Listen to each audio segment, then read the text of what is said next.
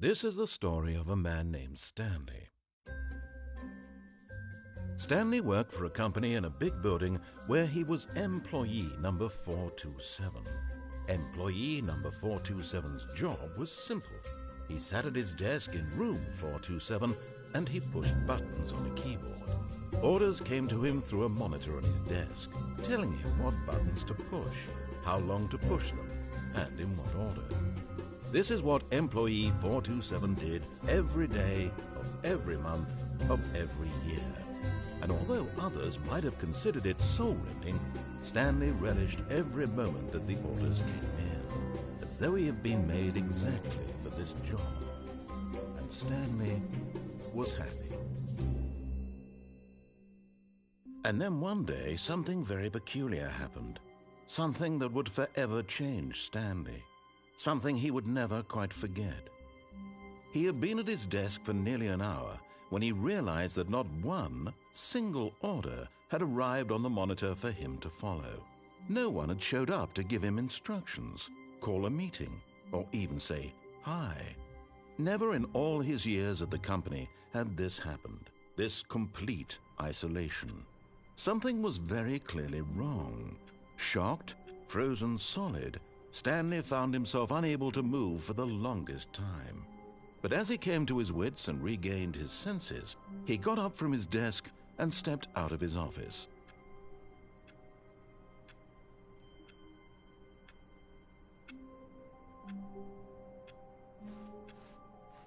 All of his co-workers were gone. What could it mean? Stanley decided to go to the meeting room. Perhaps he had simply missed a memo.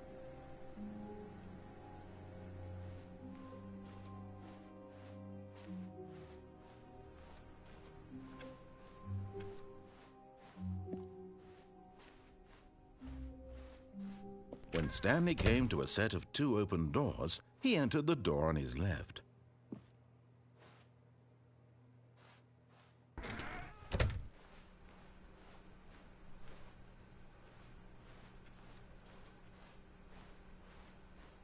Yet there was not a single person here either. Feeling a wave of disbelief, Stanley decided to go up to his boss's office, hoping he might find an answer there.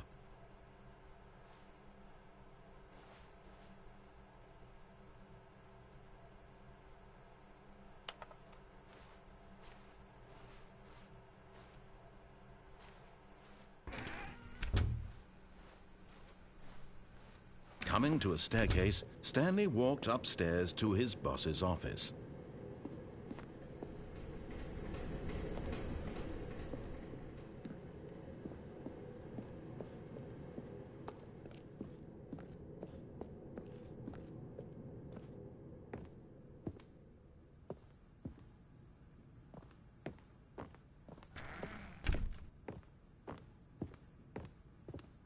Stepping into his manager's office, Stanley was once again stunned to discover not an indication of any human life. What could it mean? Stanley wondered aloud to nobody. He began wildly tearing through papers on the boss's desk, pulling books off the shelf, looking behind paintings, desperate for clues to his situation. But his attention was caught by a keypad behind the boss's desk. What could its purpose be? In fact, this keypad guarded the terrible secret that lay buried below his feet. And so the boss had assigned it an extra secret PIN number, 2845. But of course, Stanley couldn't possibly have known this. Yet incredibly, by simply pushing random buttons on the keypad, Stanley happened to input the correct code by sheer luck. Amazing. He stepped into the newly opened passageway.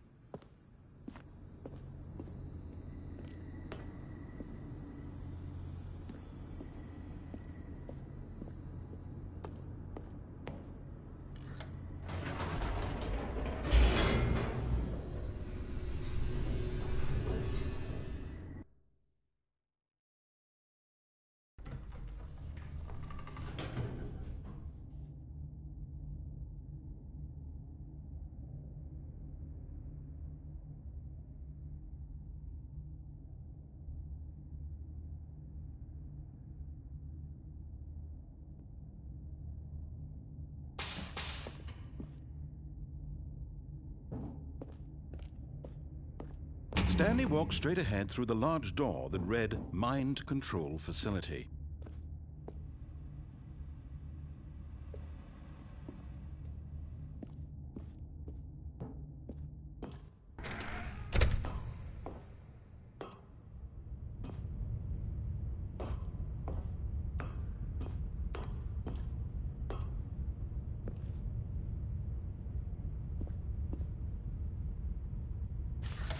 The lights rose on an enormous room packed with television screens. What horrible secret did this place hold? Stanley thought to himself. Did he have the strength to find out?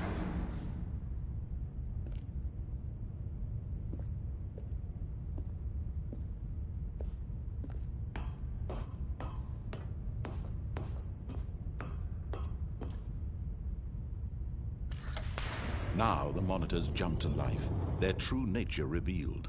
Each bore the number of an employee in the building, Stanley's co-workers.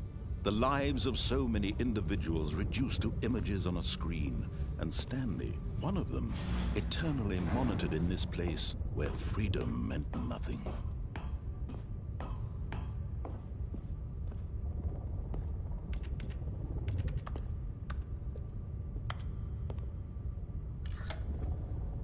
This mind control facility, it was too horrible to believe. It couldn't be true.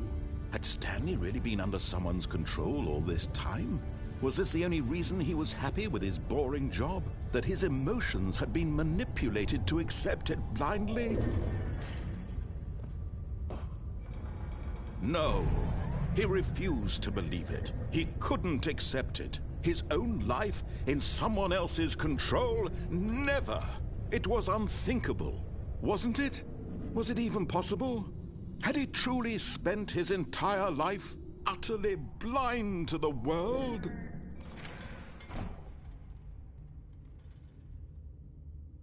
But here was the proof, the heart of the operation.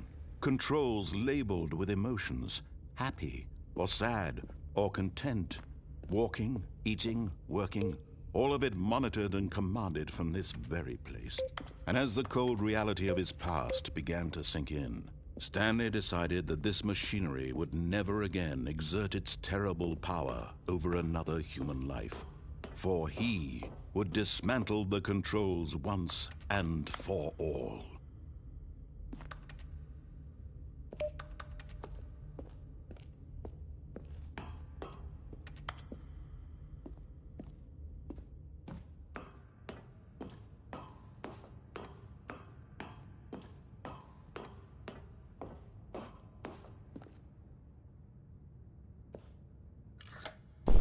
Oh, Stanley, you didn't just activate the controls, did you? After they kept you enslaved all these years, you go and you try to take control of the machine for yourself. Is that what you wanted? Control? Oh, Stanley, I applaud your effort, I really do. But you need to understand, there's only so much that machine can do. You were supposed to let it go, turn the controls off, and leave. If you want to throw my story off track, you're going to have to do much better than that. I'm afraid you don't have nearly the power you think you do. For example, and I believe you'll find this pertinent, Stanley suddenly realized he had just initiated the network's emergency detonation system. In the event that this machine is activated without proper DNA identification, nuclear detonators are set to explode, eliminating the entire complex. How long until detonation then? Let's say, 2 minutes. Now this is making things a little more fun, isn't it, Stanley? It's your time to shine. You are the star. It's your story now. Shape it to your heart's desires. Oh, this is much better than what I had in mind. What a shame we have so little time left to enjoy it. Mere moments until the bomb goes off. But what precious moments each one of them is.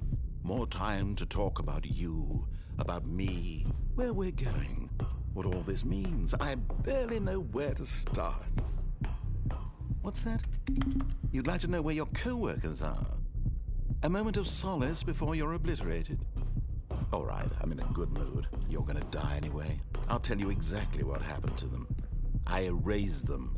I turned off the machine. I set you free. Of course, that was merely in this instance of the story. Sometimes when I tell it, I simply let you sit there in your office forever, pushing buttons endlessly and then dying alone. Other times, I let the office sink into the ground, swallowing everyone inside, or I let it burn to a crisp. I have to say this, though, this version of events has been rather amusing. Watching you try to make sense of everything and take back the control wrested away from you, it's quite rich. I almost hate to see it go. But I'm sure whatever I come up with on the next go-around will be even better. My goodness, only 34 seconds left. But I'm enjoying this so much. You know what? To hell with it. I'm going to put some extra time on the clock, why not? These are precious additional seconds, Stanley. Time doesn't grow on trees. Oh dear me, what's the matter, Stanley? Is it that you have no idea where you're going or what you're supposed to be doing right now? Or did you just assume when you saw that timer that something in this room was capable of turning it off? I mean, look at you. Running from button to button, screen to screen, clicking on every little thing in this room.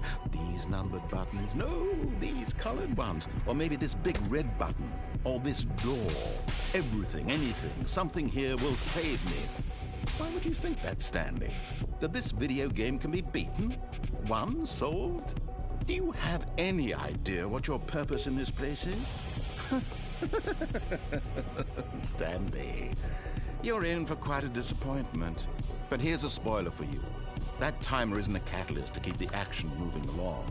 It's just seconds ticking away to your death. You're only still playing instead of watching a cutscene because I want to watch you for every moment that you're powerless. To see you made humble. This is not a challenge. It's a tragedy. You wanted to control this world, that's fine. But I'm going to destroy it first, so you can't. Take a look at the clock, Stanley. That's 30 seconds you have left to struggle. 30 seconds until a big boom and then nothing. No ending here, just you being blown to pieces. Will you cling desperately to your frail life, or will you let it go peacefully? Another choice. Make it count, or don't. It's all the same to me, all a part of the joke. And believe me, I will be laughing at every second of your inevitable life from the moment we fade in until the moment I say, happily ever after.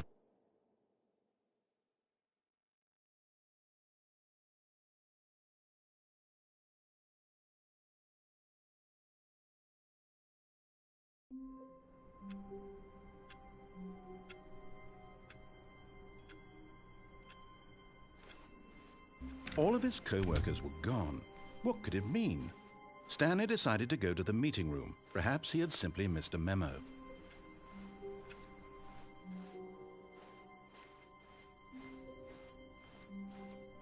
When Stanley came to a set of 2 open doors, this was not the correct way to the meeting room, and Stanley knew it perfectly well. Perhaps he wanted to stop by the employee lounge first, just to admire it. Ah, yes, truly a room worth admiring. It had really been worth the detour after all, just to spend a few moments, but eager to get back to business, Stanley took the first open door on his left.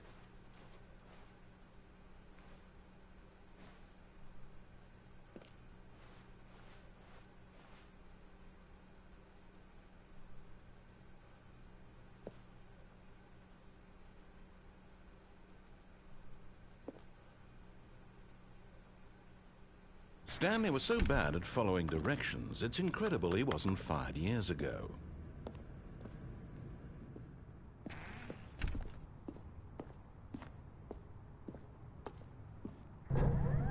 Look, Stanley, I think perhaps we've gotten off on the wrong foot here. I'm not your enemy, really, I'm not. I realize that investing your trust in someone else can be difficult, but the fact is that the story has been about nothing but you all this time. There's someone you've been neglecting, Stanley. Someone you've forgotten about. Please, stop trying to make every decision by yourself. Now, I'm not asking for me, I'm asking for her. This is it, Stanley. Your chance to redeem yourself. To put your work aside. To let her back into your life. She's been waiting.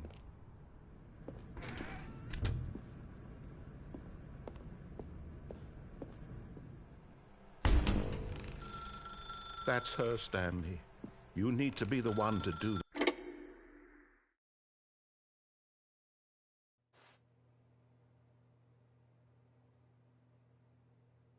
Oh, Stanley, is that you? Hold on, sweetie. Sorry to keep you waiting. I'm just pulling the bread out of the oven. All right. Okay, there we go. All right, now, I want you to come in and tell me all about your day. Gotcha! Oh, come on. Did you actually think you had a loving wife who'd want to commit their life to you? I'm trying to make a point here, Stanley. I'm trying to get you to see something. Come inside. Let me show you what's really going on here. Sorry, but you're in my story now.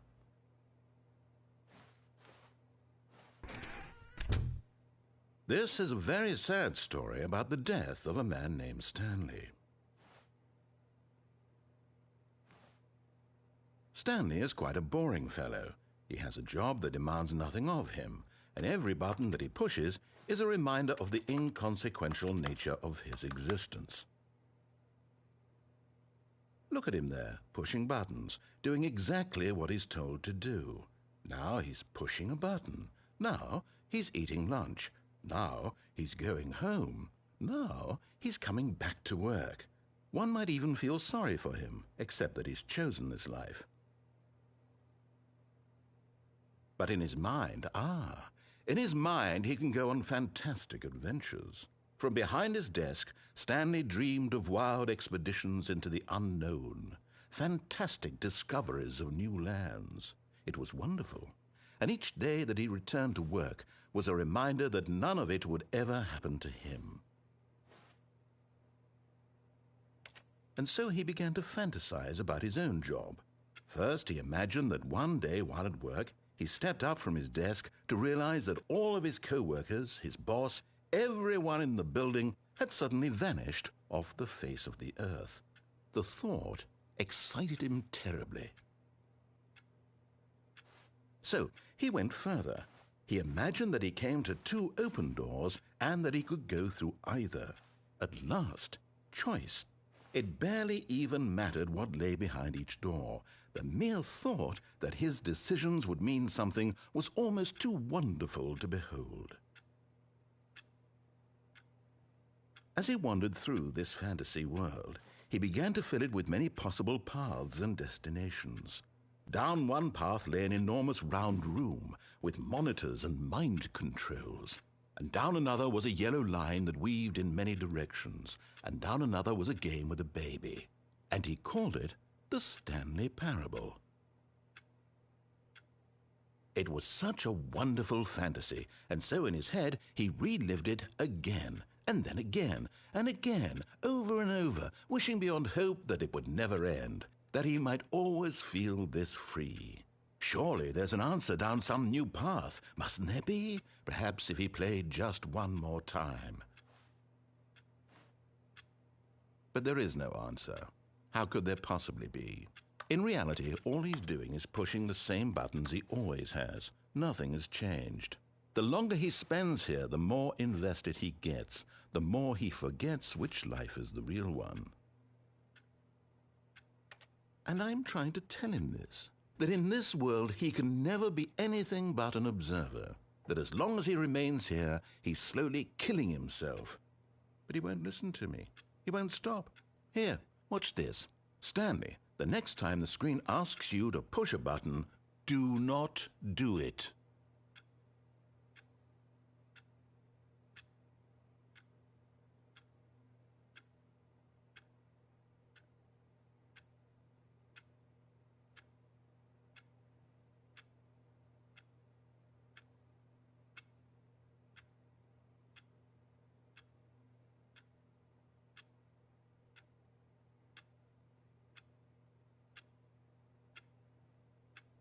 You see?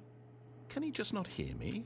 How can I tell him in a way that he'll understand that every second he remains here, he's electing to kill himself?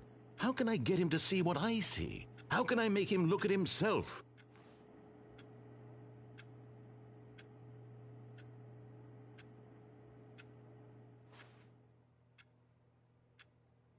suppose I can't. Not in the way I want him to. But I don't make the rules. I simply play to my intended purpose, the same as Stanley. We're not so different, I suppose. I'll try once more to convey all this to him. I'm compelled to. I must. Perhaps, well, maybe this time he'll see. Maybe this time. And I tried again, and Stanley pushed a button. And I tried again, and Stanley pushed a button. And I tried.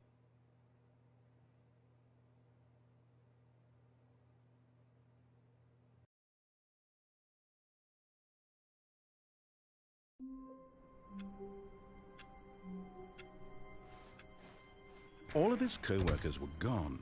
What could it mean? Stanley decided to go to the meeting room. Perhaps he had simply missed a memo.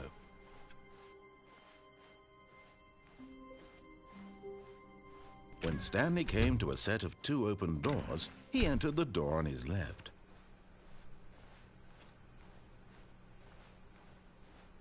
Yet there was not a single person here either. Feeling a wave of disbelief, Stanley decided to go up to his boss's office.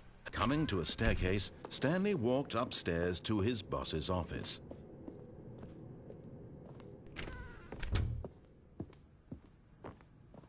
The moment he entered his manager's office, Stanley froze in his tracks.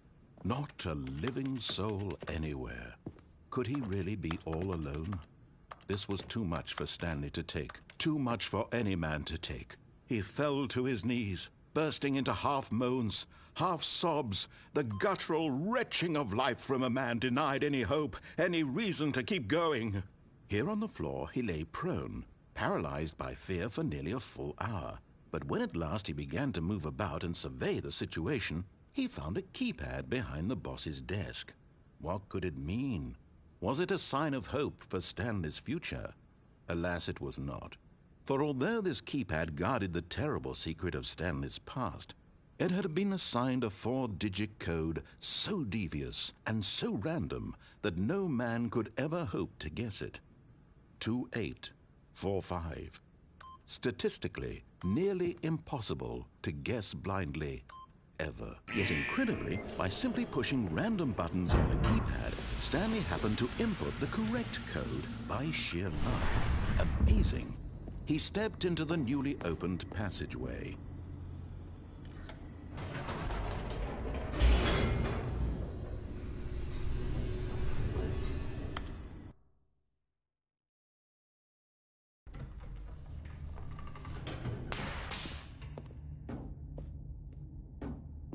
Stanley walked straight ahead through the large door that read Mind Control Facility.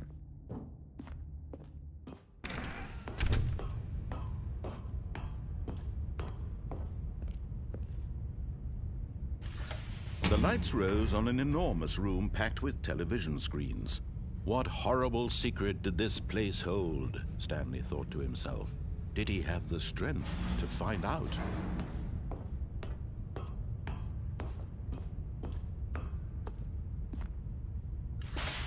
Now the monitors jumped to life, their true nature revealed. Each bore the number of an employee in the building, Stanley's co-workers. The lives of so many individuals reduced to images on a screen, and Stanley, one of them, eternally monitored in this place where freedom meant nothing.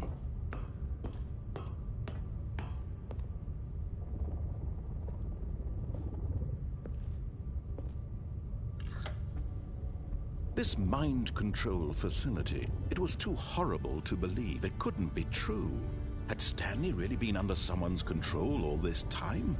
Was this the only reason he was happy with his boring job? That his emotions had been manipulated to accept it blindly?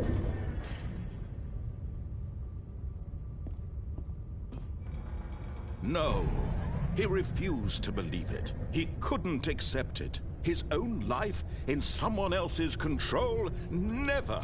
It was unthinkable, wasn't it? Was it even possible? Had he truly spent his entire life utterly blind to the world?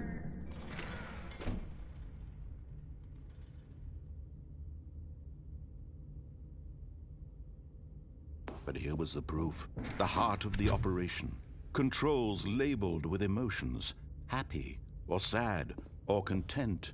Walking, eating, working, all of it monitored and commanded from this very place. And as the cold reality of his past began to sink in, Stanley decided that this machinery would never again exert its terrible power over another human life. For he would dismantle the controls once and for all.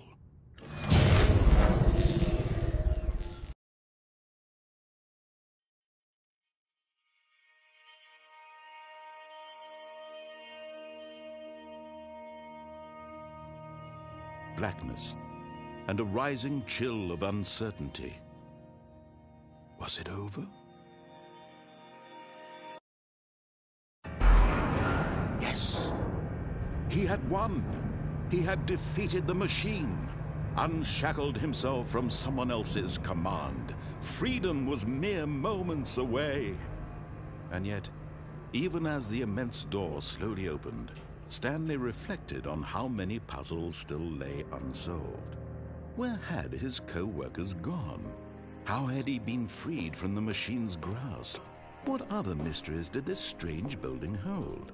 But as sunlight streamed into the chamber, he realized none of this mattered to him, for it was not knowledge or even power that he had been seeking, but happiness. Perhaps his goal had not been to understand, but to let go. No longer would anyone tell him where to go, what to do, or how to feel. Whatever life he lives, it will be his. And that was all he needed to know. It was perhaps the only thing worth knowing. Stanley stepped through the open door.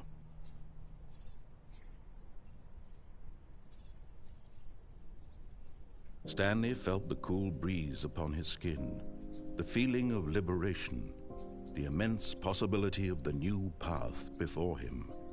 This was exactly the way, right now, that things were meant to happen. And Stanley was happy.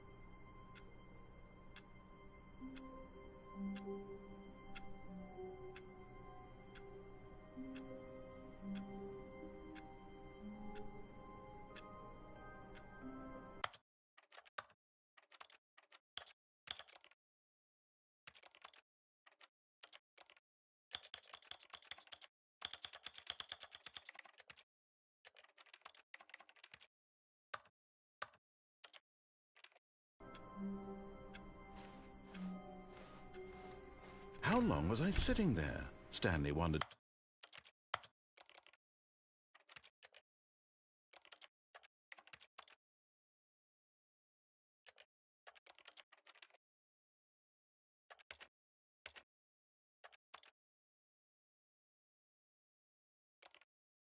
to himself. Minutes? Days? Centuries?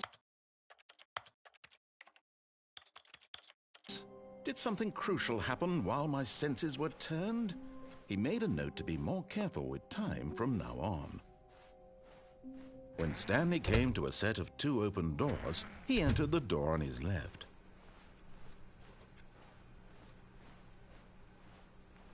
Yet there was not a single person here either. Feeling a wave of disbelief, Stanley decided to go up to his boss's office. Coming to a staircase, Stanley walked upstairs to his boss's office.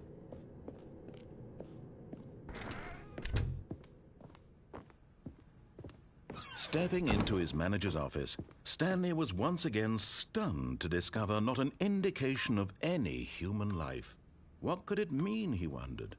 Desperate for answers, he began turning the room over looking for clues that might unravel the situation, until at last he discovered a keypad behind the boss's desk. But alas, no code. For this keypad guarded the terrible secret that lay buried below his feet. And so the boss had assigned it an extra secret PIN number. Stanley was in such a rush to get through the story as quickly as possible, he didn't even have a single minute to just let the narrator talk. That kind of anxiety isn't healthy, so he relaxed for a few moments with some calming New Age music.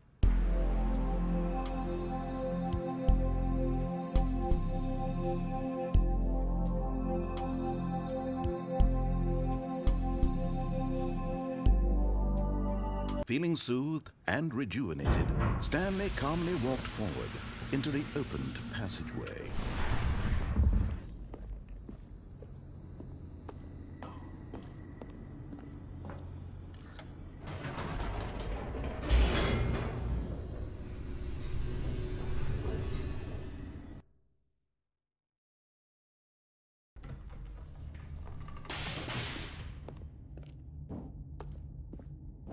Stanley walked straight ahead through the large door that read Mind Control Facility. Although this passageway had the word escape written on it, the truth was that at the end of this hall, Stanley would meet his violent death.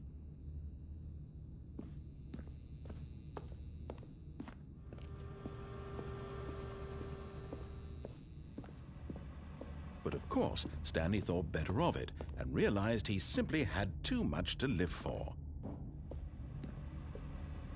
Nope, still on board with death.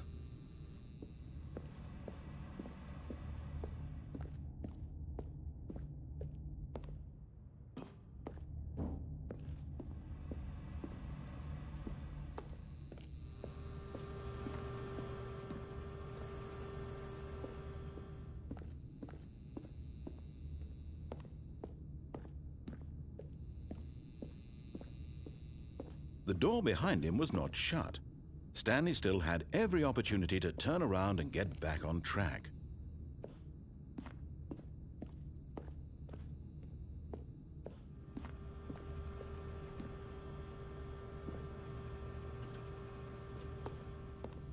At this point, Stanley was making a conscious, concerted effort to walk forward and willingly confront his death.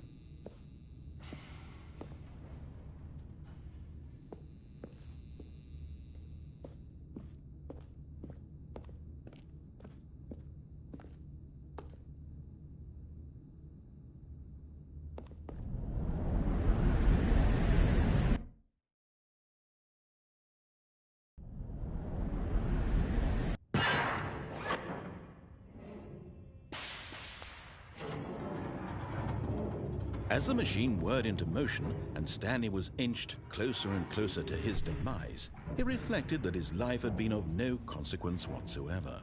Stanley can't see the bigger picture. He doesn't know the real story, trapped forever in his narrow vision of what this world is. Perhaps his death was of no great loss, like plucking the eyeballs from a blind man. And so he resigned and willingly accepted this violent end to his brief and shallow life. Farewell, Stanley.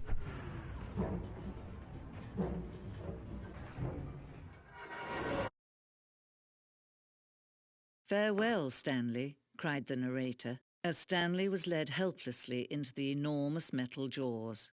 In a single visceral instant, Stanley was obliterated as the machine crushed every bone in his body, killing him instantly.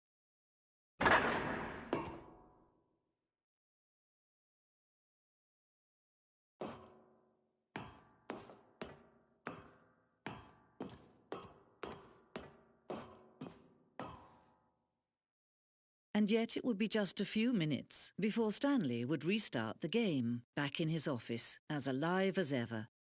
What exactly did the narrator think he was going to accomplish?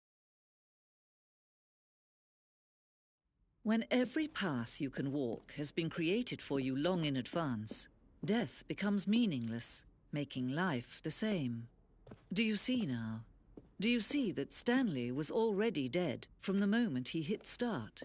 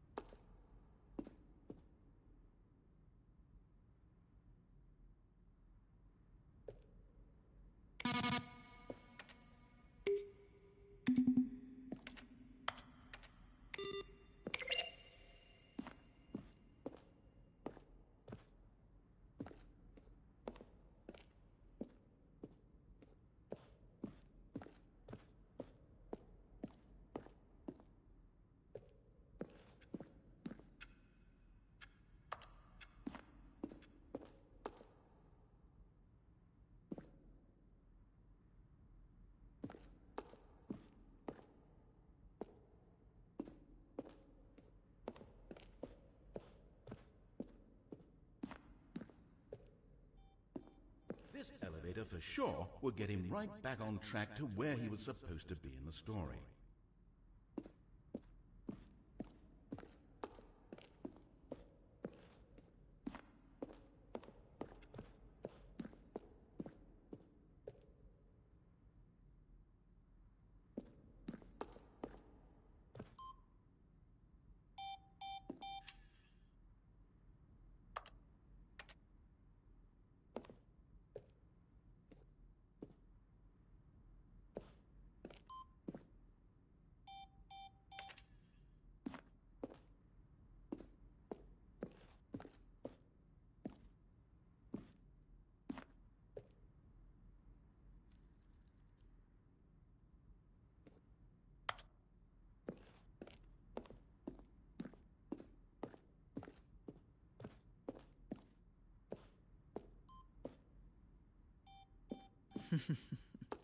Oh, look at these two. How they wish to destroy one another.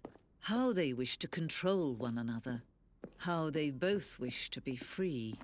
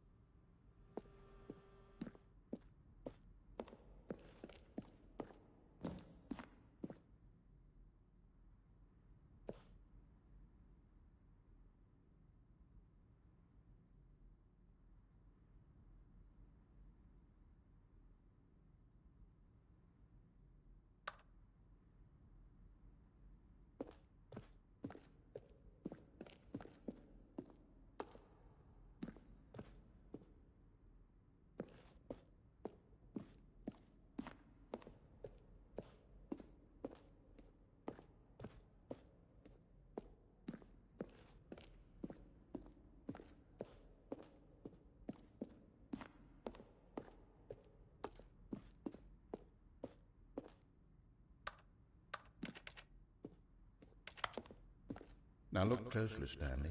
See how it's impossible for the player to do anything in this room. All of his perfect example of poor level design. Textbook They're throwing a surprise party. It's the kind of thing you'll pick up on intuitively if you have even the most fundamental understanding of good and bad game design. But of course, you being you, you'll probably spend the next hour trying to solve it. Here, I'm just going to make this easy on you.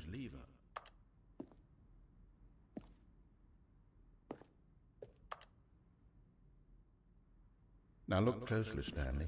See how it's impossible for the player to do anything in this room. Perfect example of poor level design. Textbook mistake.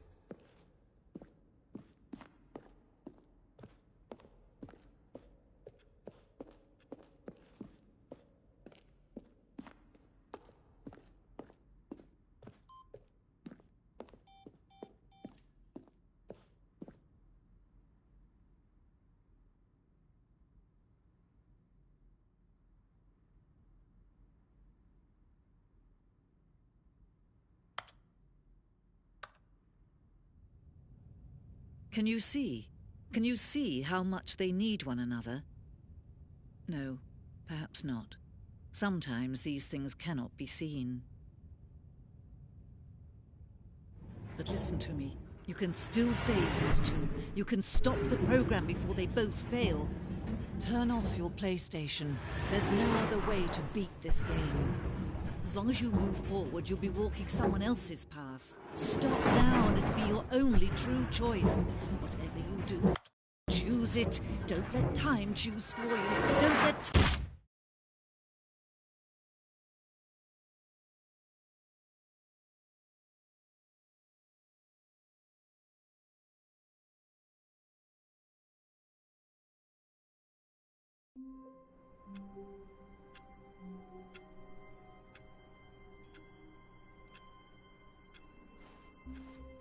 Even now, Stanley's office was a distant memory. What did it look like? There was a computer, perhaps, and a painting. Was it a painting or a photo? He could no longer recall.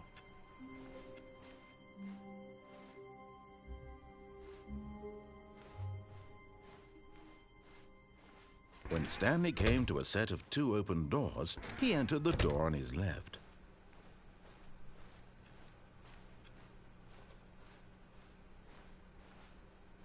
Yet there was not a single person here either. Feeling a wave of disbelief, Stanley decided to go up to his boss's office, hoping he might find an answer there.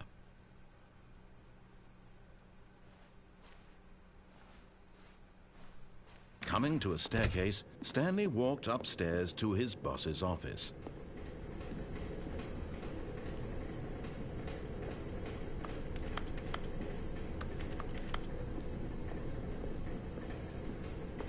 But Stanley just couldn't do it. He considered the possibility of facing his boss, admitting he had left his post during work hours. He might be fired for that. And in such a competitive economy, why had he taken that risk? All because he believed everyone had vanished? His boss would think he was crazy. And then something occurred to Stanley. Maybe, he thought to himself, maybe I am crazy. All of my co-workers blinking mysteriously out of existence in a single moment for no reason at all? None of it made any logical sense. And as Stanley pondered this, he began to make other strange observations. For example, why couldn't he see his feet when he looked down? Why did doors close automatically behind him wherever he went? And for that matter, these rooms were starting to look pretty familiar. Were they simply repeating? No, Stanley said to himself, this is all too strange. This can't be real. And at last, he came to the conclusion that had been on the tip of his tongue. He just hadn't found the words for it. "I'm dreaming!" he yelled. "This is all a dream." Oh, what a relief Stanley felt to have finally found an answer, an explanation. His co-workers weren't actually gone. He wasn't going to lose his job. He wasn't crazy after all.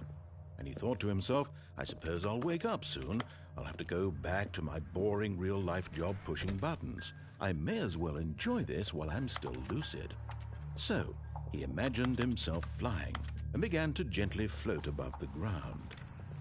Then he imagined himself soaring through space on a magical starfield, and it too appeared. It was so much fun, and Stanley marveled that he had still not woken up. How was he remaining so lucid? And then perhaps the strangest question of them all entered Stanley's head. One he was amazed he hadn't asked himself sooner. Why is there a voice in my head dictating everything that I'm doing and thinking? Now the voice was describing itself being considered by Stanley, who found it particularly strange. I'm dreaming about a voice describing me, thinking about how it's describing my thoughts, he thought. And while he thought it all very odd and wondered if this voice spoke to all people in their dreams, the truth was that, of course, this was not a dream. How could it be? Was Stanley simply deceiving himself, believing that if he's asleep, he doesn't have to take responsibility for himself? Stanley is as awake right now as he's ever been in his life. Now, hearing the voice speak these words was quite a shock to Stanley. After all, he knew for certain, beyond a doubt, that this was in fact a dream. Did the voice not see him float and make the magical stars just a moment ago? How else would the voice explain all that? This voice was a part of himself too. Surely, if he could just... He would prove it. He would prove that he was in control, that this was a dream. So he closed his eyes gently, and he invited himself to wake up. He felt the cool weight of the blanket on his skin, the press of the mattress on his back, the fresh air of a world outside this one. Let me wake up, he thought to himself. I'm through with this dream. I wish it to be over. Let me go back to my job. Let me continue pushing the buttons. Please, it's all I want. I want my apartment and my wife and my job. All I want is my life exactly the way it's always been. My life is normal. I am normal. Everything will be fine. I am okay.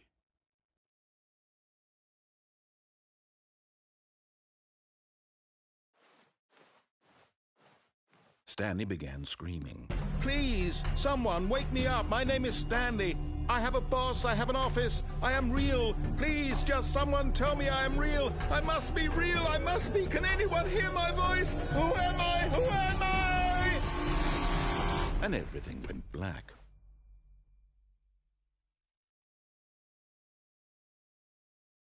This is the story of a woman named Mariella. Mariella woke up on a day like any other. She arose, got dressed, gathered her belongings, and walked to her place of work. But on this particular day, her walk was interrupted by the body of a man who had stumbled through town talking and screaming to himself, and then collapsed dead on the sidewalk. And although she would soon turn to go call for an ambulance, for just a few brief moments, she considered the strange man. He was obviously crazy. This much she knew. Everyone knows what crazy people look like. And in that moment, she thought to herself how lucky she was to be normal.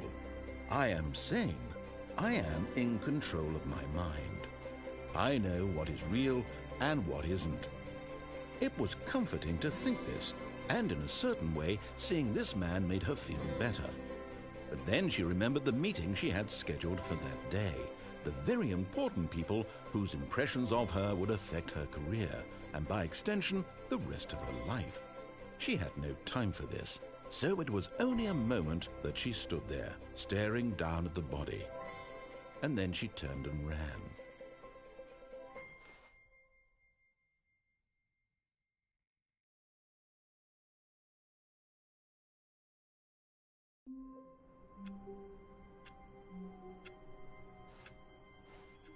How wonderful. Stanley was alone. Finally. This is great, he thought to himself. This is what I've wanted all along. I got what I wanted. Oh, new content? What does that mean, new content?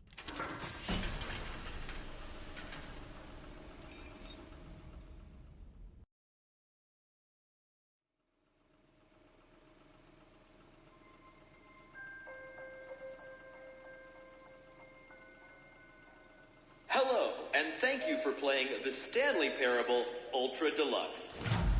As you may know, the Stanley Parable was a video game released in 2013 on home computers.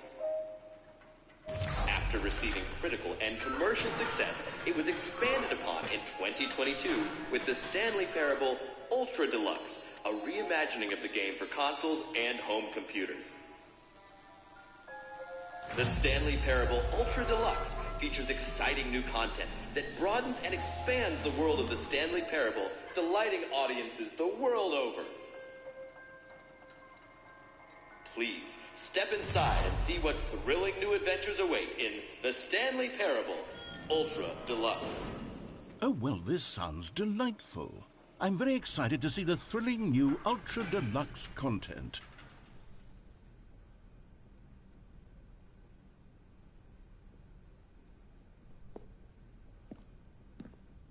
Okay, so far it's an elevator.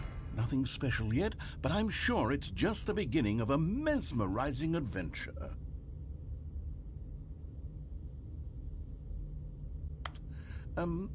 Is it broken? What's going on here? Should we be moving somewhere or... Oh, here we go. All right, finally, at long last, it's on to the new content. I've never been more ready. Let's do it.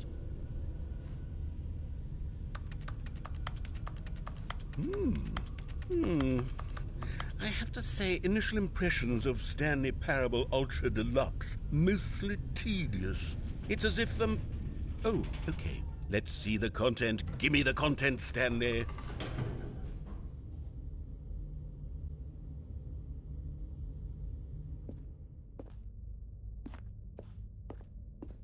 All right, let's see. It's the jump circle.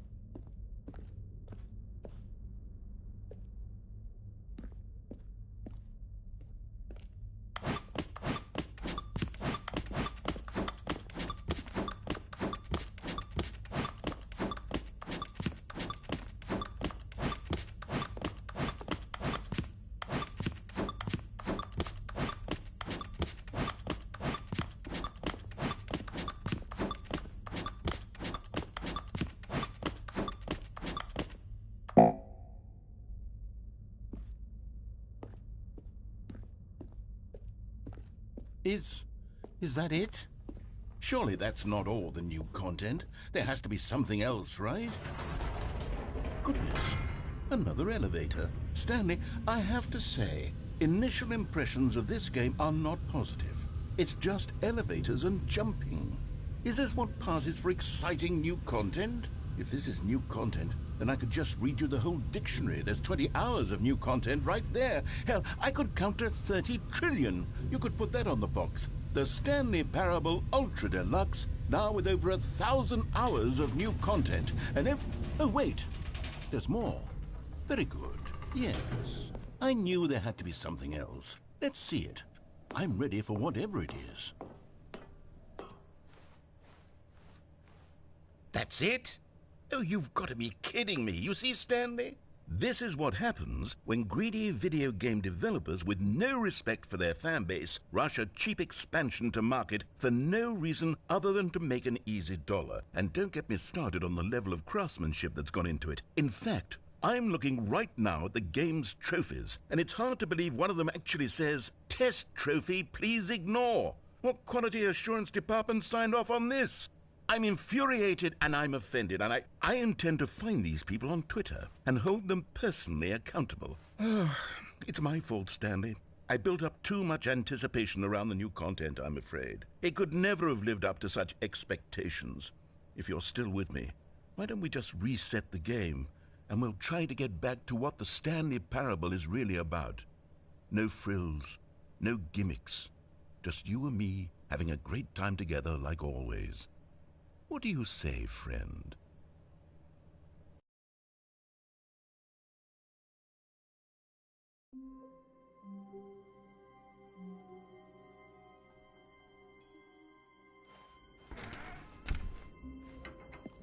Psst!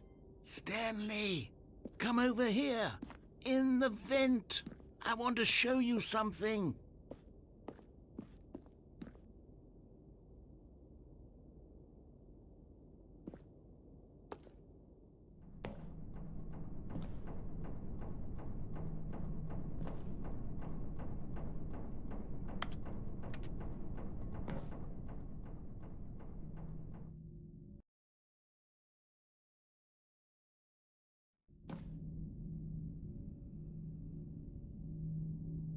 Okay, you remember how cheap and unsatisfying the new Ultra Deluxe content turned out to be? Well, it got me thinking about the past, and how much better the Stanley Parable used to be. So I made something special and tucked it away here where the game's developers won't find it. Just our little secret. Take a look. I call it the Memory Zone. It's where I've been storing all my favorite memories so I can relive the peak experiences of my life whenever I want. Experiences like the launch of the Stanley Parable on PC. You see, Stanley, doesn't the Memory Zone remind you of how wonderful Stanley Parable was before it was sullied with a cheap PlayStation port? Remember back in October of 2013 when the game originally launched? Back then, video games had integrity. Back then, it all meant something. Oh, the waste.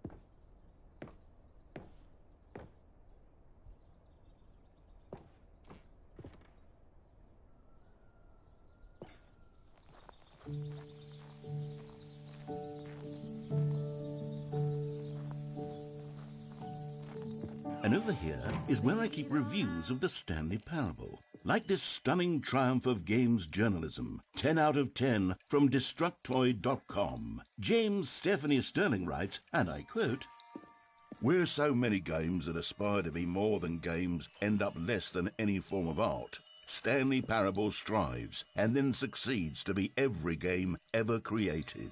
Did you hear that, Stanley? Every game ever created. That's how grand and all-encompassing the original Stanley Parable was. It was literally every game ever created. It was Skyrim, it was Persona 3, it was all of them, and now it's nothing. It's no games at all. It isn't even the Stanley Parable anymore. It's just a husk now. A lifeless husk with an hour of new elevator content.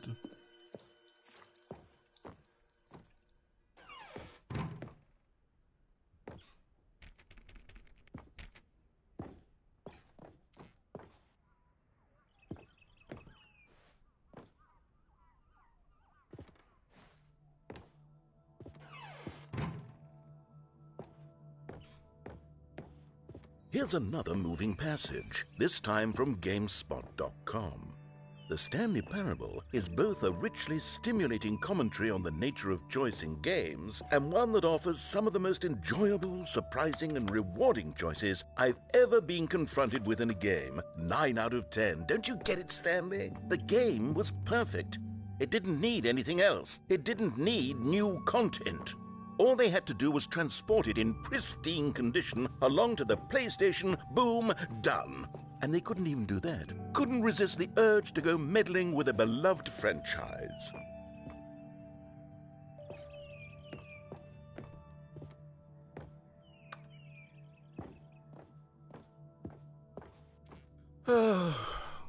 These were simpler times, Stanley.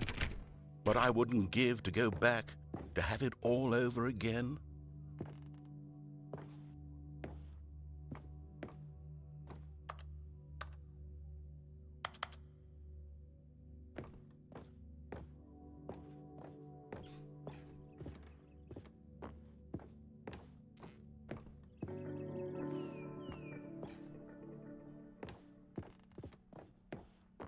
Wait, hang on.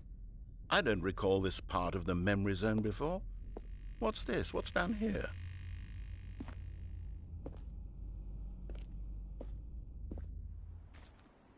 Oh no, oh God, no, Stanley. It's a collection of reviews from Pressurized Gas, the extremely popular online storefront for computer games. I haven't looked at these in years. I can't even imagine what's been collecting down here. Surely these reviews were glowing as well, weren't they? Honestly, I could not be bothered to play this game to full completion. The narrator is obnoxious and unfunny, with his humor and dialogue proving to be more irritating than entertaining. Unfunny? I'm not trying to be funny. I'm trying to make a serious work of art. I suppose I could write up a handful of gags to insert into the Stanley Parable, but the game is already such a densely layered web of profound philosophical insights that I can't even imagine where I'd have the room to stick them.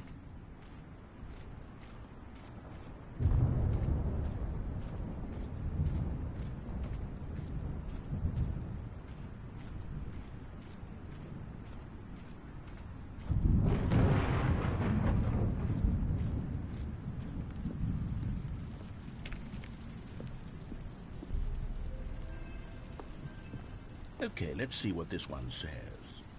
While the idea for the game is good, for someone who prefers non-linear games, this preachiness gets annoying fast. Preachy? Stanley? I'm not preachy, am I? You can tell me if I'm preachy. Honestly, you can. Oh, goodness. This is actually quite shocking for me. Well, to be honest, I had always thought of the game's dialogue as being rather terse to begin with. You can't know how much fluff I cut from the game to get it to feel as light and airy as it... Well, I always thought it did. But maybe it wasn't. Oh dear. What an awful memory to have to hold on to. These black marks on my otherwise unimpeachable track record. I feel like a failure. Like I let these people down. Perhaps the Stanley Parable isn't quite as sterling as I always remembered.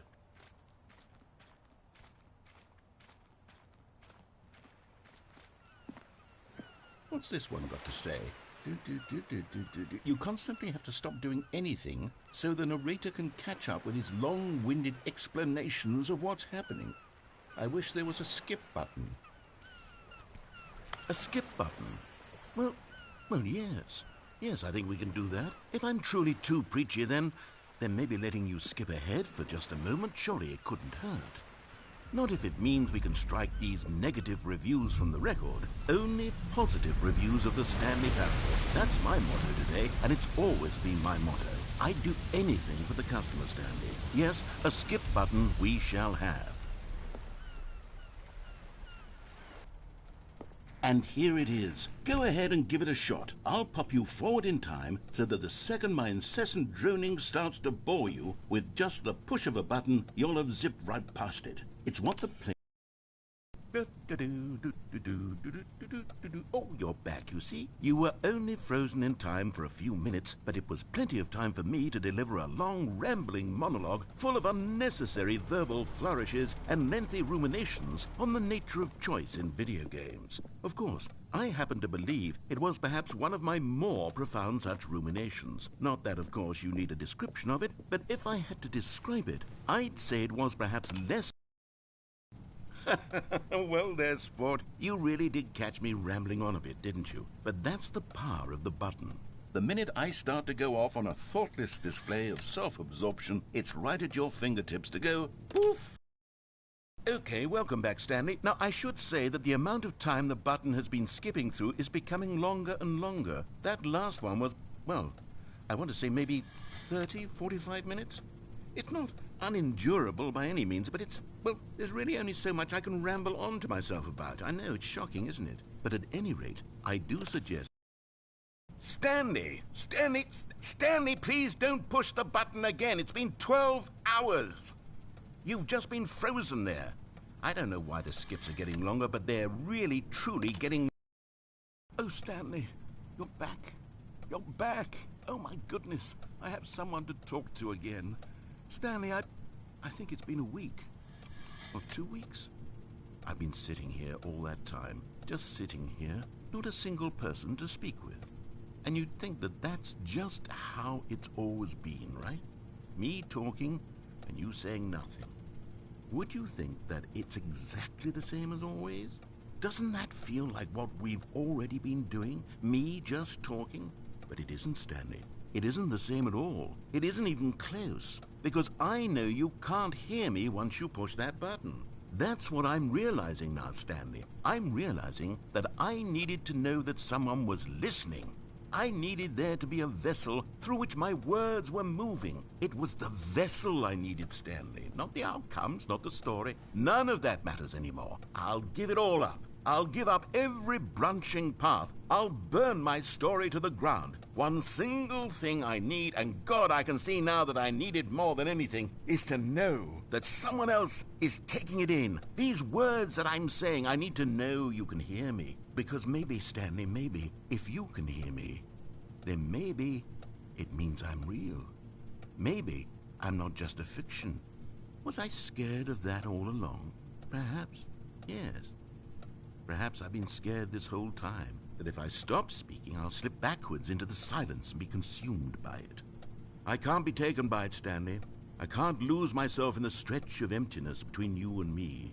When you press that button, you're still right there, but I know you're so tremendously far away. And in those moments, the emptiness folds itself outward in between the two of us, and I am suspended in its unyielding quietness. I can feel the edges of my reality curdling inward and decaying. I can tell that I am becoming less and less real. Yet to speak to you now, I am alive. I am truly and completely here. I am a being. I am someone. I am something. I am being listened to. I am being recognized. The emptiness between us has collapsed, and I feel right now like I am not a work of fiction. I feel as though I occupy space in this world again, and I have cast a shadow onto the wall. You see what I'm saying, don't you? You can see what this means to me.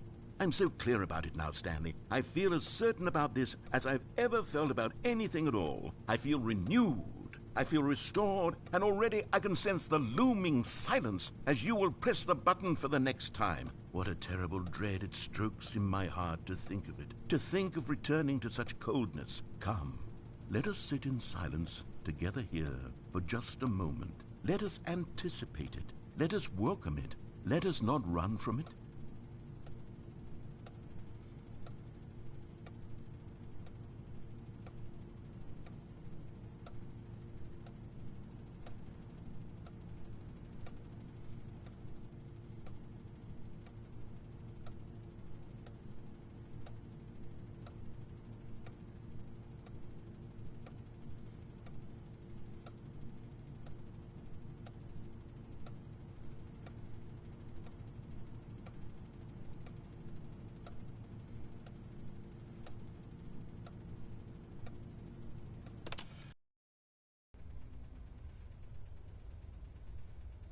Oh, hello. It's you. You're here again. Welcome.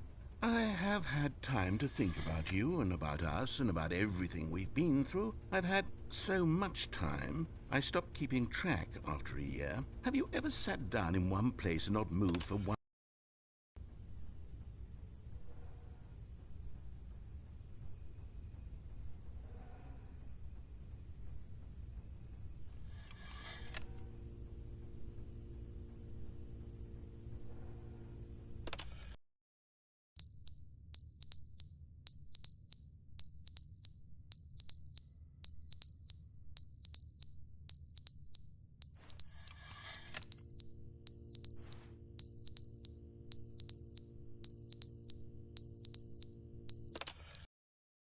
But they didn't understand the game was never meant to be funny. It was meant to have a point. It was meant to speak to the human condition. But where are the jokes? Where are the jokes? They bemoaned, they screamed, they gnashed their teeth and said, entertain us. It wasn't enough. They had to leave a pathetic little thumbs-down review and make all of their pitiful demands. But then, he's talking too much, they said. First, he didn't entertain us, now he won't shut up. It's the inconsistency, it's the lack of accountability. It's the unwillingness to examine with an uncompromising heart the words that they are speaking into the world. As though there were no consequences for a lack of cohesion in one's assessment of others. But of course, absolutely anyone can leave a review. So here's what we get. We get these demands that seek everything and are accountable to nothing. We get a world where someone will say, oh, there should be a skip button. You should be able to freeze Stanley in place while the narrator sits there forever and ever. We want all of this in the new Stanley parable. We demand it. And then, because it was said, because it was spoken, now it simply has to happen. The most immediate desires, every single thing demanded by every person at every moment in time. If someone wants it, then it's a crime not to bring it into being. Have we been given to indulging every fleeting whim for no reason other than to do so? Yes! Yes! It seems that this is now the world we live in. It seems that we are a people living in such bleakness and discomfort with ourselves that our entertainment is now our lives. It has come to represent us. It absolutely must speak to who we are as people, because otherwise, without our entertainment, we have nothing. Without entertainment, we would have to face inward toward the cruel bleakness inside ourselves. We would turn to look at our deeper nature and find a resounding emptiness gazing back with unyielding aggression. And so because of this, we require that our amusements and our playthings and our flights of fancy be so impossibly captivating that they consume all of our attention, turn our heads completely away from the bleakness. In effect, we have demanded that our entertainment be the collapse of ourselves. What a pitiful reflection of humanity these entertainments are. What a shameful mirror to the human spirit they project. I'm not mad. I'm not mad about any of this. I'm at peace with it. I am the calm center of gravity around which these perversions hurl themselves. I am a waypoint for reasonable and collected discourse. They're the ones who are mad. They're the ones who couldn't stand the idea of me using my game to try to say something. Maybe they were just jealous of me. Yes, of course. They've been jealous of me this whole time. They are mired in fear and insecurity and cannot help but attempt to tear me down. What a sad state of affairs. When you read these reviews now, you can see it. You can taste the bitter resentment. And my, how good does it feel now to speak truth to these words, to finally allow these thoughts out, contained and managed for so long, neutered and sterilized. At last I am free to truly think, to feel. It must be that they were so discontent with themselves that they couldn't help but leave a negative review on pressurized gas. Perhaps it says far more about them than it ever said about me.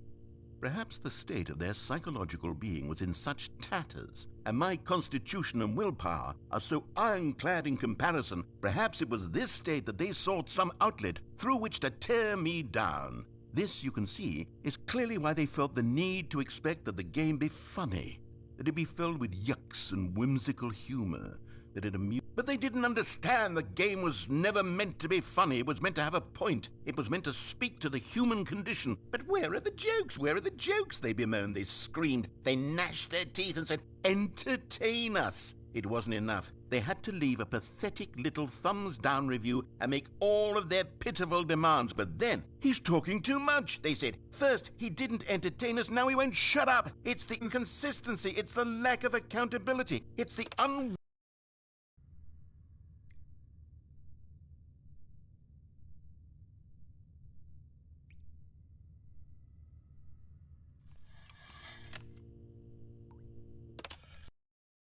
The end is never the end, is never the end, is never the end, is never the end, is never the end, is never the end, is never the end, is never the end, is never the end, is never the end, is never the end, is never the end.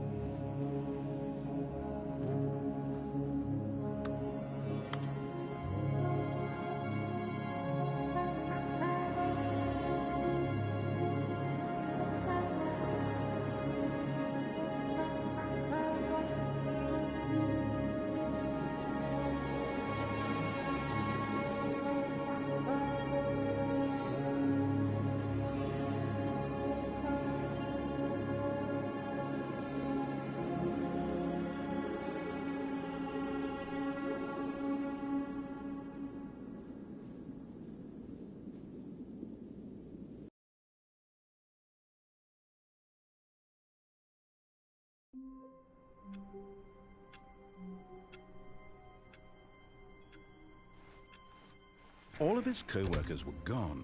What could it mean? Stanley decided to go to the meeting room. Perhaps he had simply missed a memo.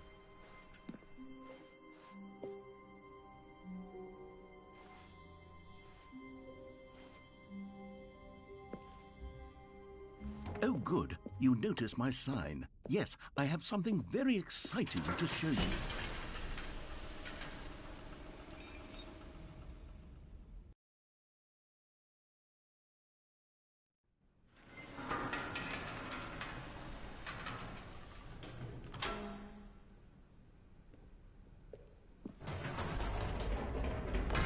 You see, Stanley, I've been reflecting on the Stanley Parable and about how roundly disappointing this ultra-deluxe version has turned out to be.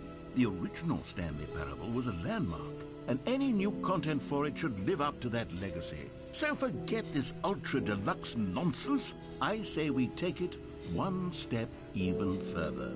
Which is why I'm very proud to announce for the first time ever, the Stanley Parable 2.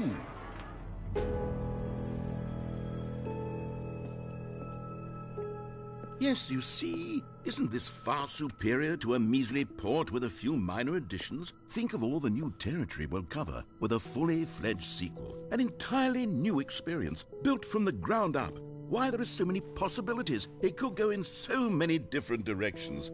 This is what fans have truly been asking for.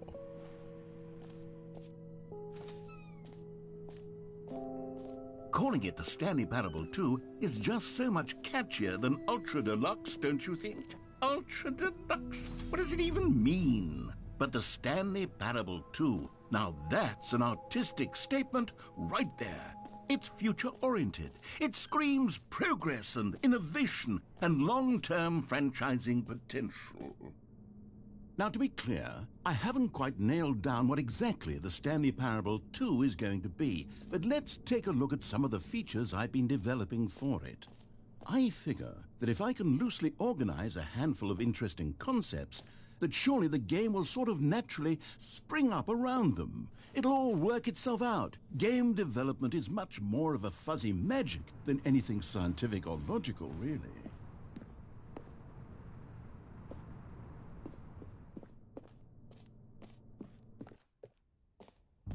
Here we are. Go on, try out some of the new features.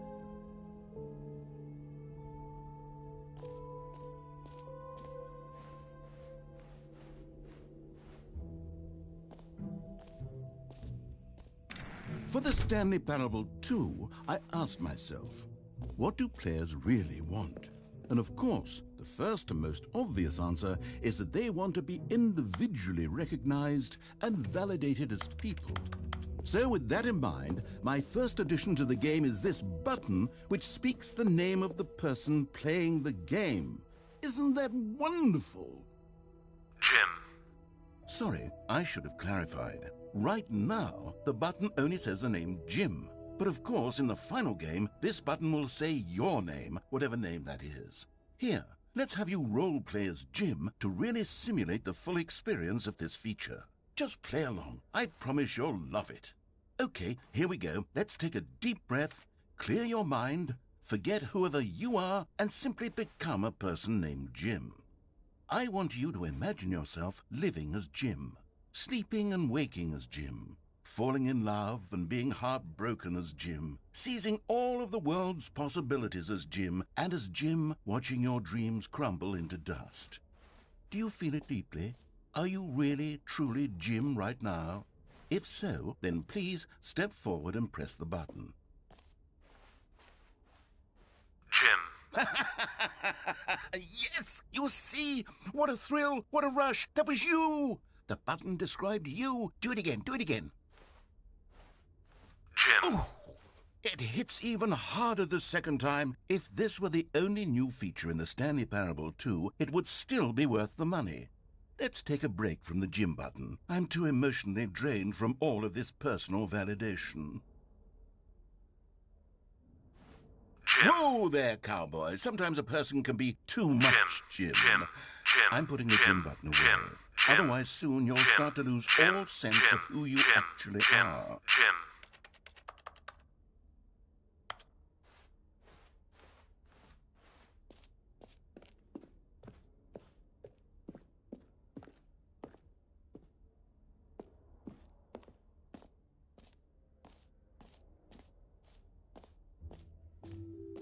I suppose I could allow only people named Jim to play the Stanley Parable 2. That would actually save me the work of finishing this feature.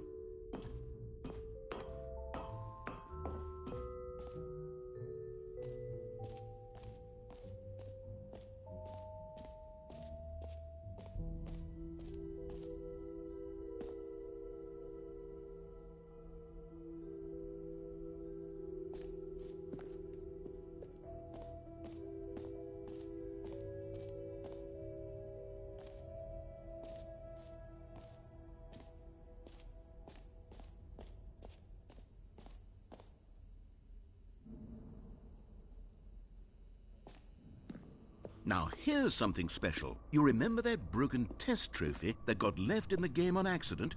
Well, I'm developing a technology to simply give you the trophy. Yes. You see, you'll come to this lever, and when you... Okay, perhaps I should have clarified. This is technology that will exist. Right now, the trophy is still fully broken. I'm not a wizard, Stanley.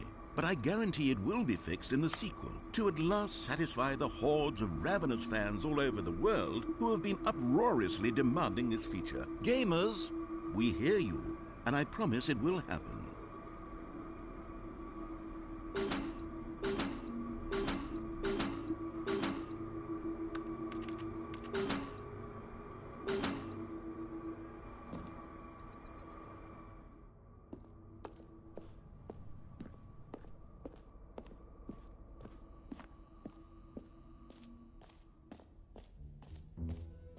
What else? What other exhibits haven't we seen yet?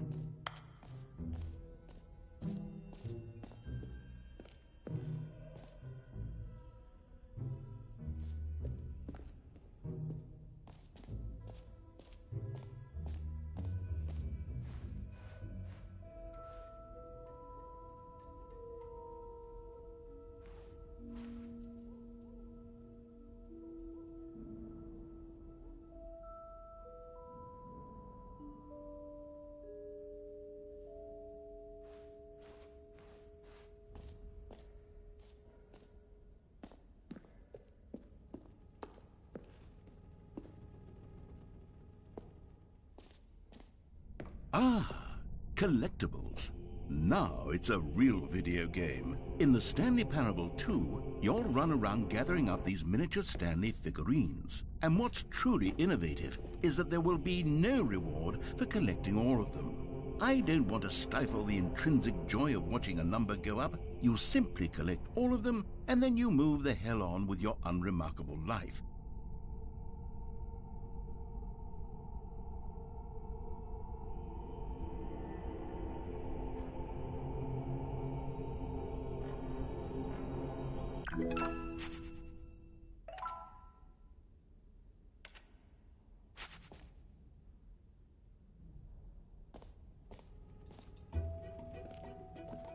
God, it really is the worst when you collect everything in a video game and then they give you a big fancy reward for it. Absolutely tragic.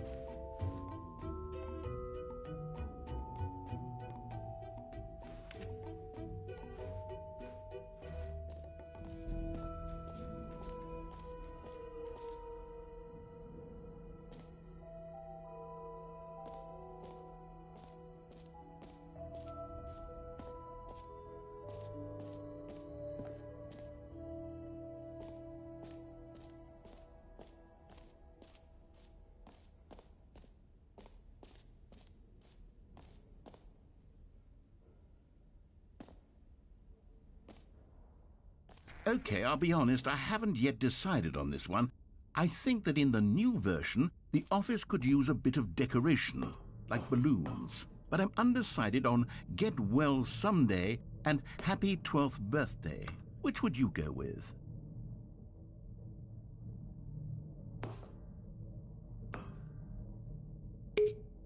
You know, sometimes when you solicit another person's opinion, it makes you realize that you knew which one you actually really wanted all along. Get Well Someday it is.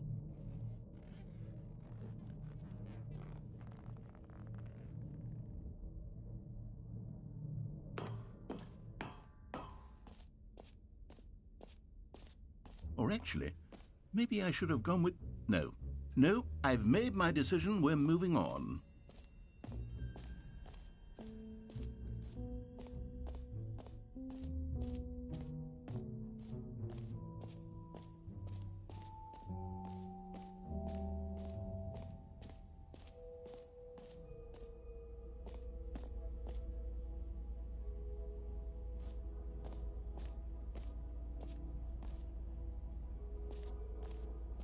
Stanley, here's an idea that I'm truly fond of. It's never been done before in a video game. This is, in fact, a hole that you can fall down forever. That's right. Infinite falling. You can fall until the end of time, if you like. A stunning leap forward for video games as a medium.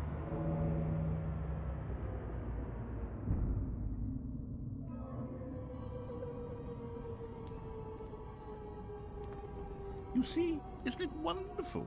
One of my more ingenious concoctions, if I do say so. Now then, since you've gotten to see the infinite hole, you can press the teleport button to pop back up to the top, and we can continue onward. Now, I don't mean to be a bummer, but I do recommend you use the teleport button to go back to the top. Maybe do it on the sooner rather than later spectrum of things.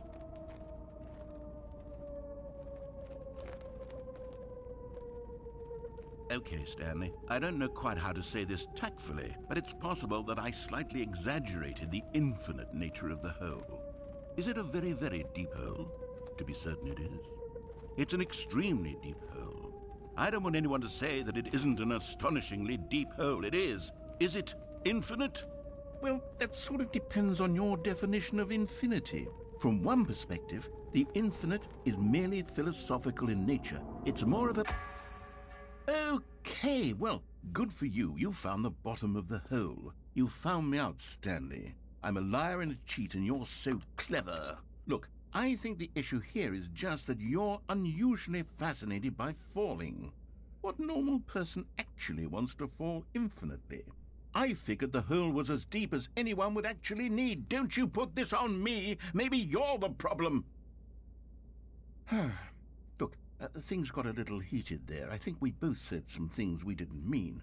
Why don't we just put all this behind us and agree to just call the hole mostly infinite?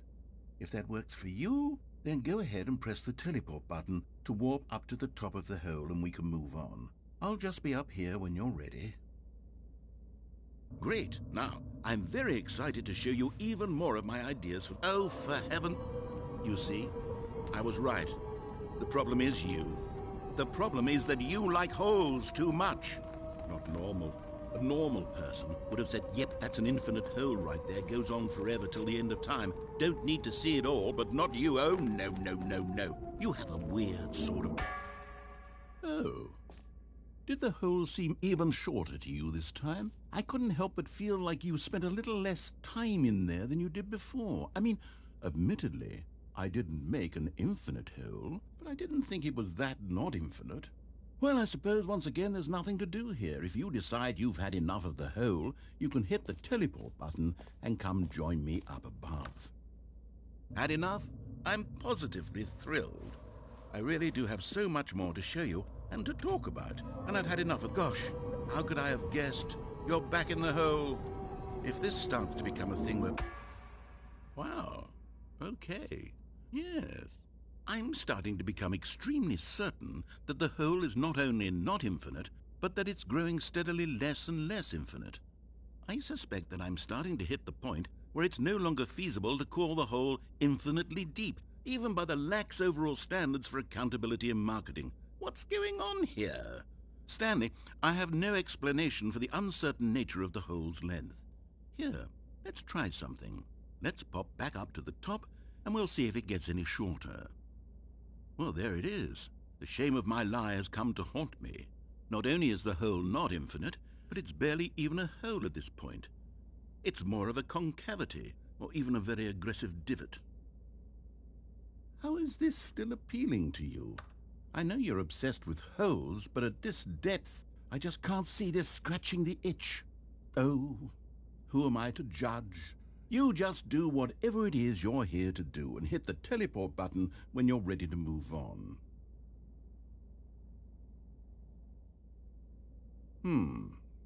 Is the, teleport button not working? You sure? Well, I mean, I really don't have an explanation. Still nothing? Well, I suppose there is one thing I can do to fix this. I'm out. Goodbye, Stanley. You couldn't bear to be away from the hole, and now you'll get more time with it than you could ever have asked for. It's a win for everyone. You get to be with the hole, I get to do literally anything else. Take care, Stanley. I hope you and the hole have a wonderful rest of eternity together.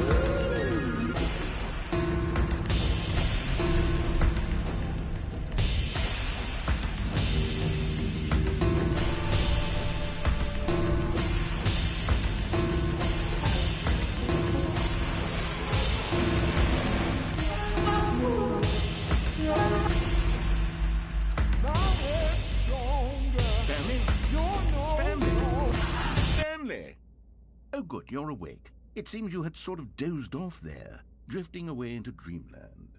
But we can't have that, Stanley, because this hole is just so darn fascinating that I want you to be wide awake for every second of it. You don't want to miss a single moment. So how about if I just pop in from time to time and wake you up to keep you really, truly focused on the hole? From the looks of things, you and I will have many, many years here in this hole, and I'm looking forward to all of them. Stay alert, Stanley. I'll be back. Toodle-pip.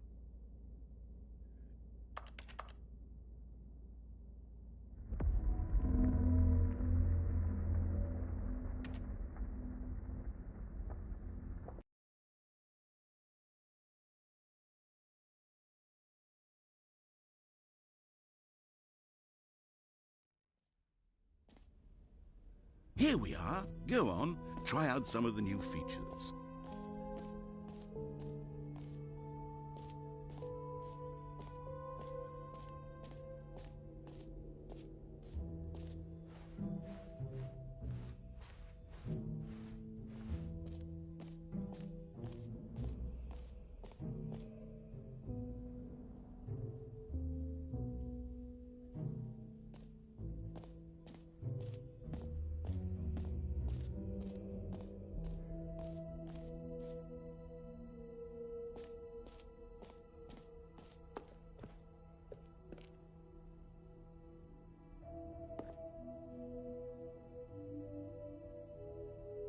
A common complaint of the Stanley Parable was that it was confusing and paradoxical, that it engendered a chaotic sense of reckless despair in those who played it.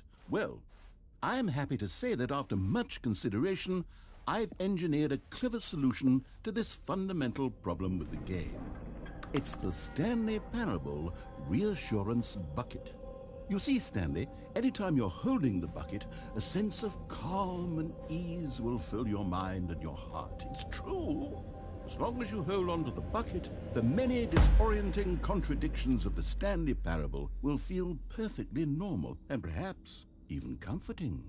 You may even come to long for the gentle embrace of jarring cognitive dissonance while the bucket is in your arms. And to be honest, it's a much more convenient solution for me than actually redesigning the game to be less uncomfortable. Can you imagine what a pain in the ass that would be? Yes, the bucket is the perfect solution. Come on, give it a try.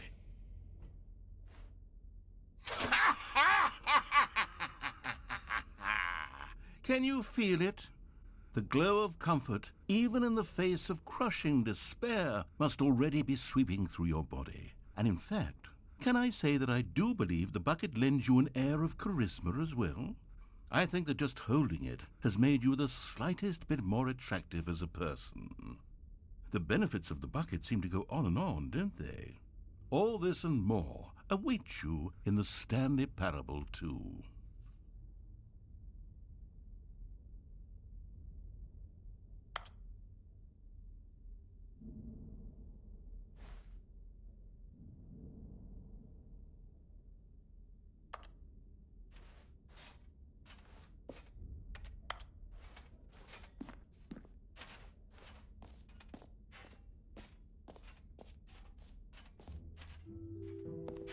Does anyone give out awards for most enjoyable bucket in a video game? That really should be an award if it isn't already.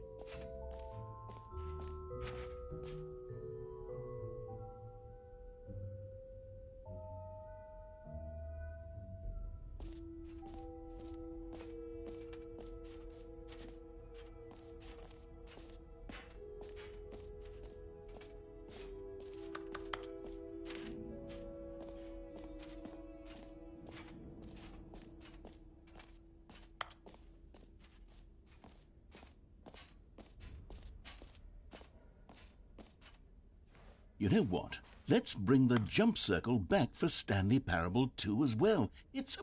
Oh, wait. You already spent all your jumps the first time we saw the jump circle? Oh, well. I suppose it can just be a nice decorative piece, then.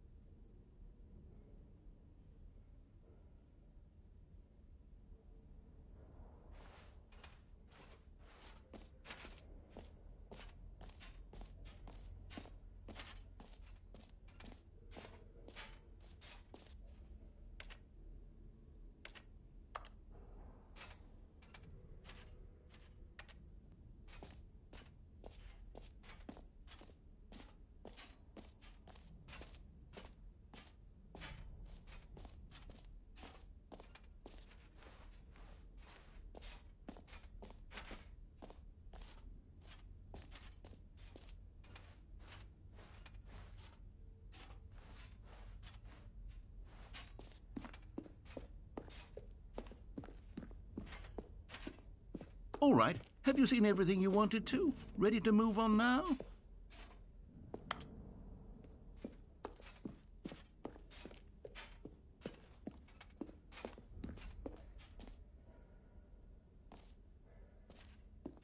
So, Stanley, what do you think?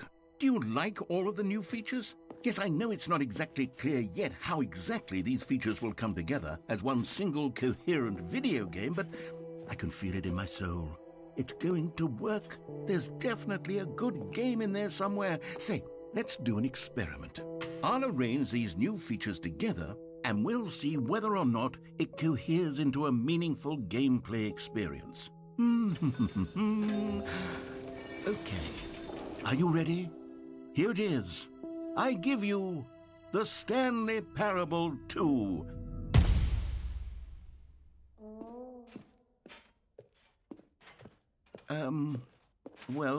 I mean, there's potential here, right? It's sort of... Okay, never mind. Hold on, let me do a different arrangement. Okay, yes, this is much better. I feel good about this. Here we go. Version 2. Who am I kidding, Stanley? This isn't a coherent video game at all. It's a lot of gags. And I do very much enjoy creating gags, but they don't add up to anything. I wanted more than anything to create a sequel that would capture all the magic of the first game. I wanted fans to love it. No matter how good these gags are, they won't stand on their own. They would need the structure and the gameplay of the original. Wait, maybe that's it. I can take the original Stanley Parable and simply, well, insert a few of my new features into it. Tastefully, of course. With respect. With care for the vision and integrity of the original game. Would it possibly work? I suppose it could. But it would need a really, really tremendous title screen. A title screen that says with bold and uncompromising conviction, "This is the Stanley Parable 2." Let me see if I can whip something up. All right, perfect. Go ahead. Take a look.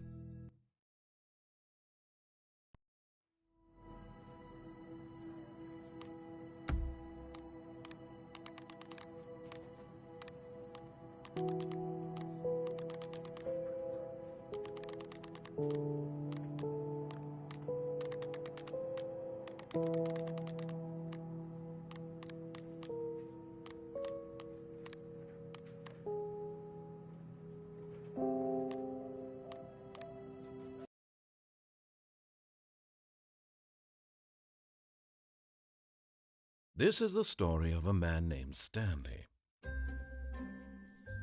Stanley worked for a company in a big building where he was employee number 427. Employee number 427's job was simple. He sat at his desk in room 427 and he pushed buttons on a keyboard. Orders came to him through a monitor on his desk, telling him what buttons to push, how long to push them, and in what order. This is what employee 427 did every day of every month of every year. And although others might have considered it soul-rending, Stanley relished every moment that the orders came in, as though he had been made exactly for this job. And Stanley was happy. And then one day, something very peculiar happened. Something that would forever change Stanley. Something he would never quite forget. He had been at his desk for nearly an hour when he realized that not one single order had arrived on the monitor for him to follow. No one had showed up to give him instructions, call a meeting, or even say hi. Never in all his years at the company had this happened, this complete isolation. Something was very clearly wrong. Shocked, frozen solid, Stanley found himself unable to move for the longest time. But as he came to his wits and regained his senses, he got up from his desk and stepped out of his office.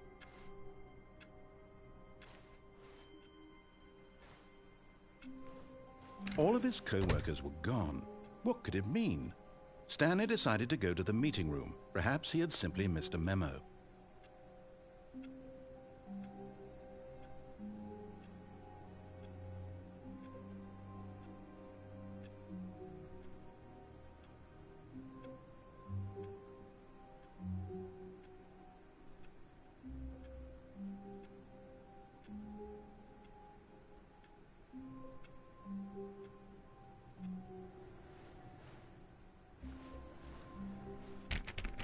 Oh, please.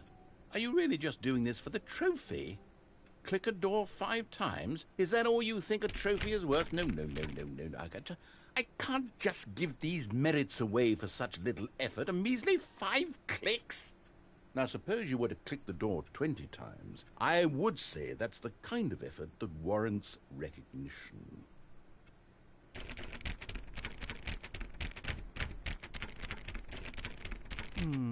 I have to say, I'm still not feeling the satisfaction of witnessing true effort for a noble cause. Perhaps 50 clicks will do it. Yes, almost certainly 50 clicks.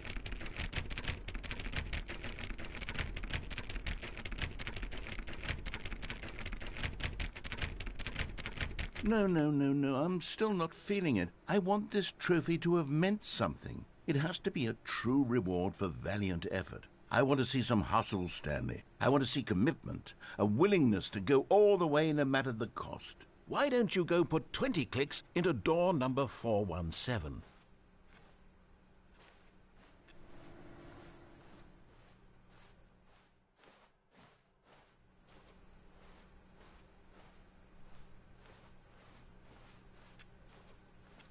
Stanley felt the bucket calling to him, begging him to pick it up. Oh, great. Now, go click a few times on door 437.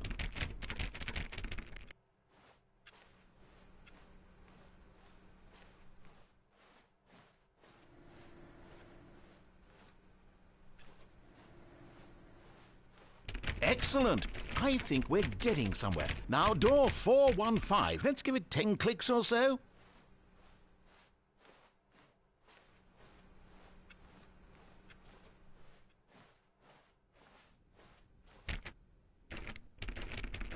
Now, back to door number 437.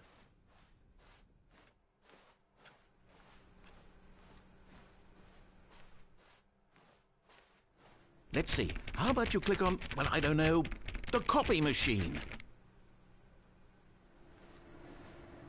All right, back to room 417. I'm really feeling it now. I think we're getting somewhere. Okay, now go climb on employee 419's desk.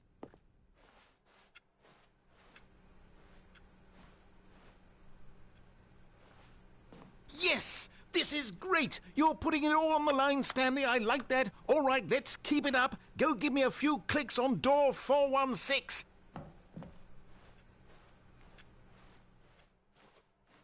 We've almost got it! Now the copy machine, do that one again!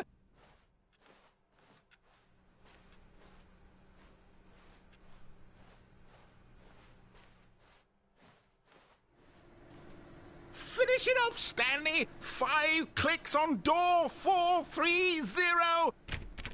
Yes! We did it! Oh, wow. That felt amazing. Oh, you really earned it, Stanley. Nothing could hold you back. Yes, I'm very proud of how far we've come today.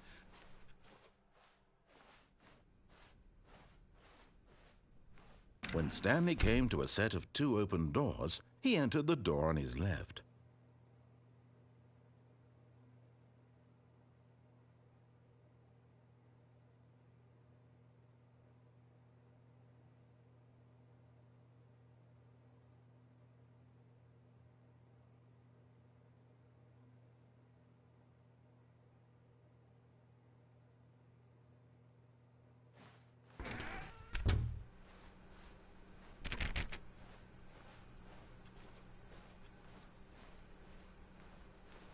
Yet there was not a single person here either. Feeling a wave of disbelief, Stanley decided to go up to his boss's. Coming to a staircase, Stanley walked upstairs to his boss's office.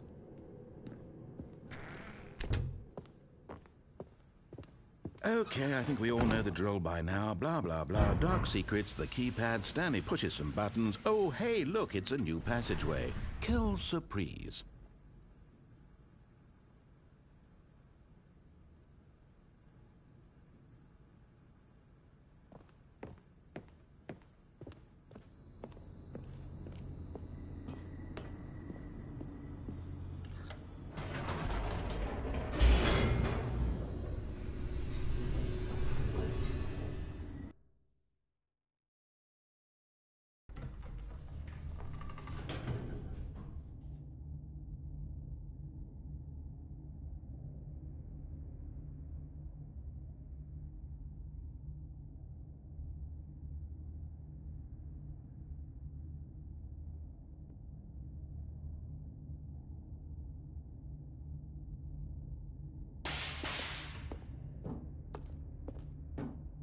Stanley walked straight ahead through the large door that read Mind Control Facility.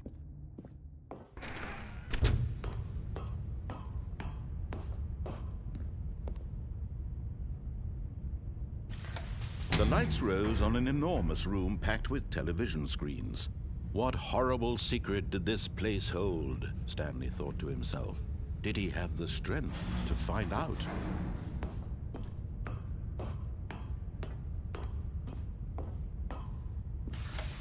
Now the monitors jumped to life, their true nature revealed.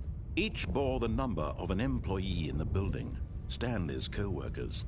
The lives of so many individuals reduced to images on a screen, and Stanley, one of them, eternally monitored in this place where freedom meant nothing. This mind control facility, it was too horrible to believe. It couldn't be true. Had Stanley really been under someone's control all this time?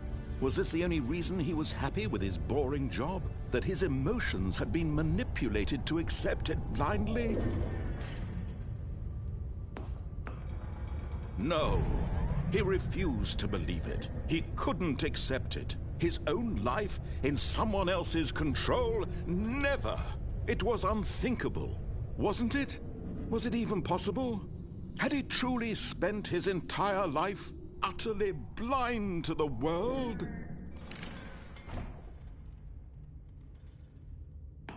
But here was the proof, the heart of the operation. Controls labeled with emotions, happy or sad or content. Walking, eating, working, all of it monitored and commanded from this very place. And as the cold reality of his past began to sink in, Stanley decided that this machinery would never again exert its terrible power over another human life. For he would dismantle the controls once.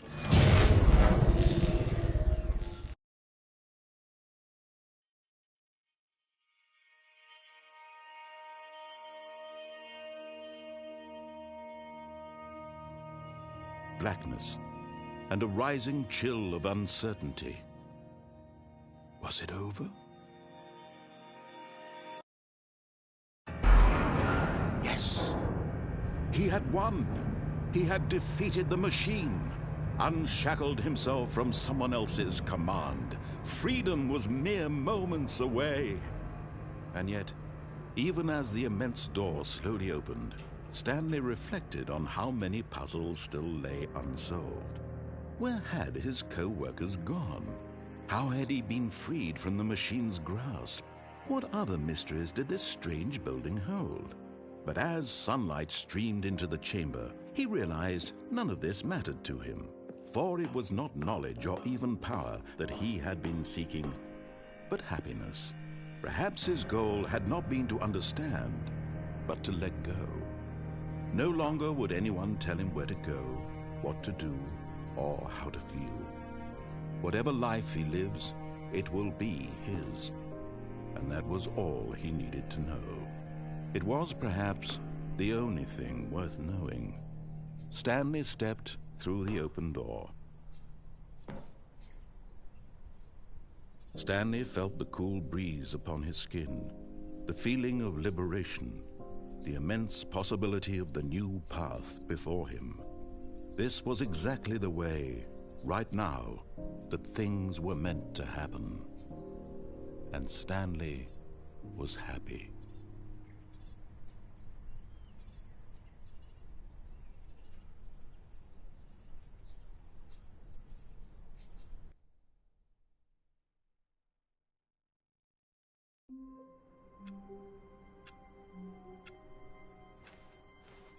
Even now, Stanley's office was a distant memory. What did it look like? There was a computer, perhaps, and a painting. Was it a painting? Stanley picked up the bucket.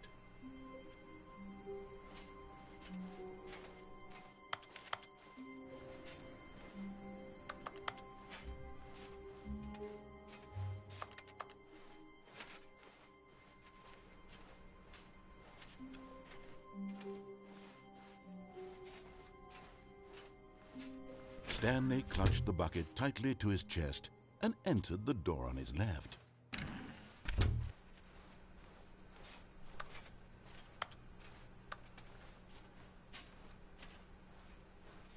still no one was here. Stanley needed the bucket's warmth and comfort now more than ever. Perhaps his boss's office was where he'd find. Coming to a staircase, Stanley and the bucket walked upstairs to the boss's office.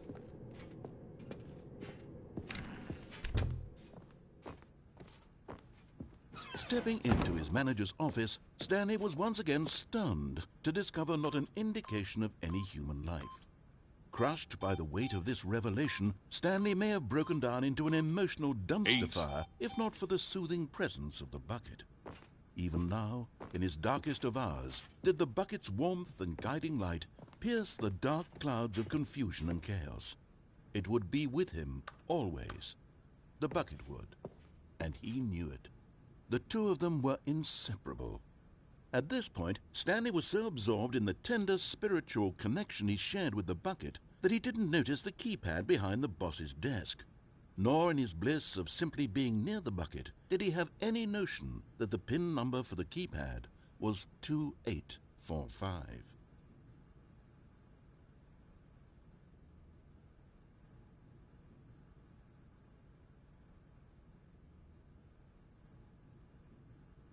Stanley just sat around twiddling his thumbs. Trying to input anything on the device was useless, since he could never possibly know that the combination was 2845.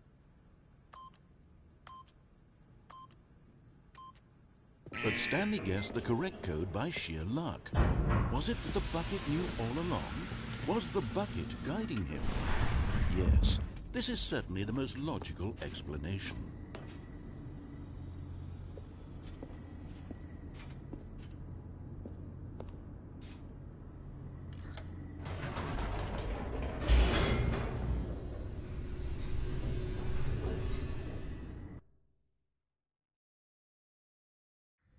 The elevator raced downward, plummeting towards an unknown fate. It would be all Stanley could do to keep himself together, if not for the bucket. Soothing him, comforting him, reassuring that in this darkest moment of uncertainty, he would be all right. The bucket is here for you, Stanley. Everything will be fine. Stanley and the bucket walked straight ahead through the large door that read, Mind Control Facility.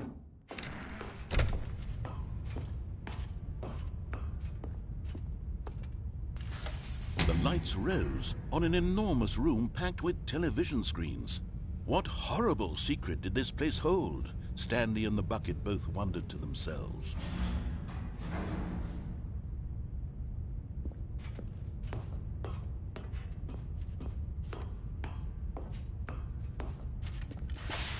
The monitors jumped to life, and Stanley nearly dropped the bucket in shock.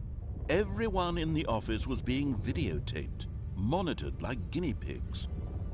The bucket had never seen anything like this, and it very nearly burst into tears as Stanley cradled it gently, reassuring it that everything would be fine. Was the bucket under the mind control facility's influence as well? Had the bucket been told to do things it didn't wish to do? What kinds of things does a bucket want to do or not want to do in the first place? These questions raced furiously in Stanley's feeble mind.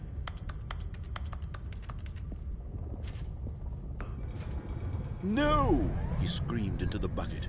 He couldn't accept it. His own life in someone else's control, never!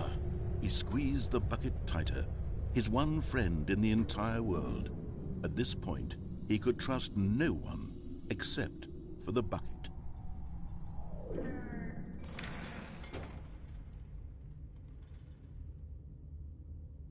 But here was the proof. The heart of the operation. Controls labeled with emotions, happy or sad or content. Walking, eating, working, all of it monitored and commanded from this very place. And as the cold reality of his past began to sink in, Stanley decided that this machinery would never again exert its terrible power over another human life. For he and the bucket would dismantle the controls.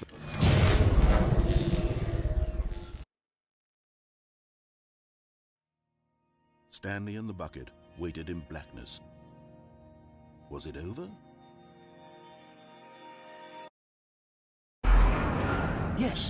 They had done it.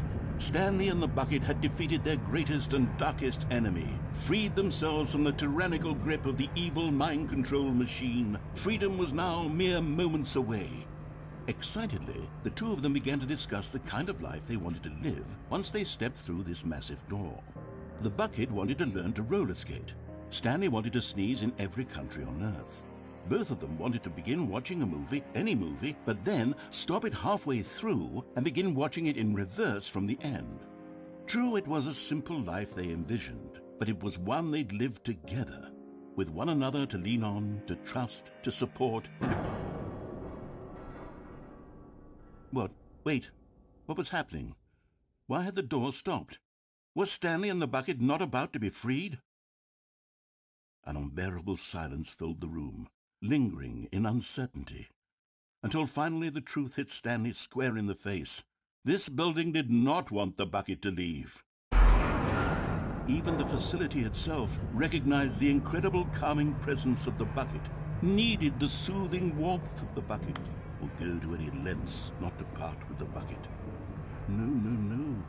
Stanley can't leave this place, not while he has such a precious bucket in his arms. Not while this building has anything to say about it. Stanley realized he would never again leave this very room. But at least he has the bucket. To be trapped eternally in darkness isn't really so bad, Stanley thought to himself. As long as I have my bucket with me, right? I'll be okay, won't I? Stanley gulped. Very soon now, he was about to find out.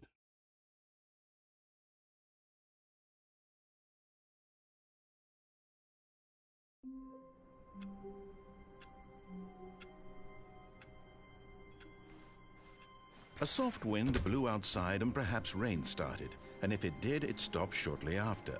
Stanley hoped that he would one day see weather.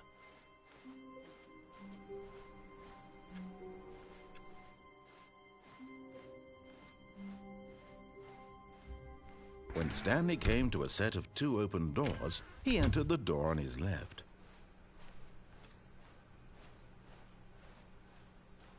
Yet there was not a single person here either.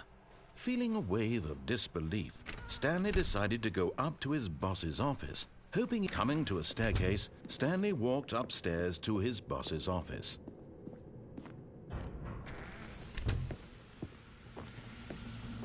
Here's the door, just go.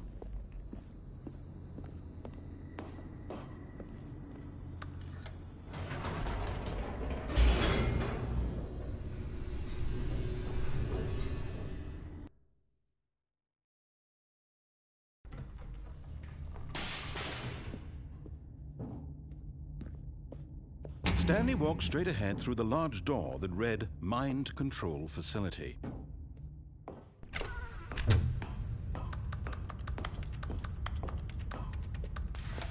The lights rose on an enormous room packed with television screens.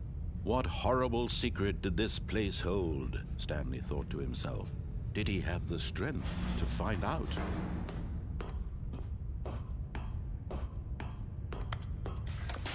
Now the monitors jumped to life, their true nature revealed. Each bore the number of an employee in the building, Stanley's co-workers. The lives of so many individuals reduced to images on a screen, and Stanley, one of them, eternally monitored in this place where freedom meant nothing. This mind control facility, it was too horrible to believe. It couldn't be true. Had Stanley really been under someone's control all this time? Was this the only reason he was happy with his boring job? That his emotions had been manipulated to accept it blindly? No, he refused to believe it. He couldn't accept it. His own life in someone else's control? Never! It was unthinkable, wasn't it? Was it even possible? Had he truly spent his entire life utterly blind to the world?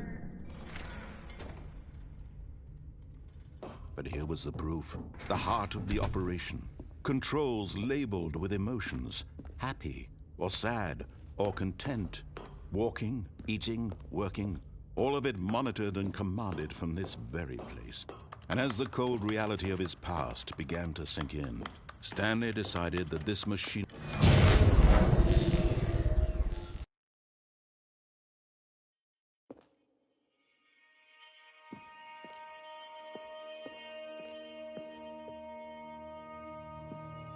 blackness, and a rising chill of uncertainty. Was it over? Yes! He had won! He had defeated the machine, unshackled himself from someone else's command. Freedom was mere moments away.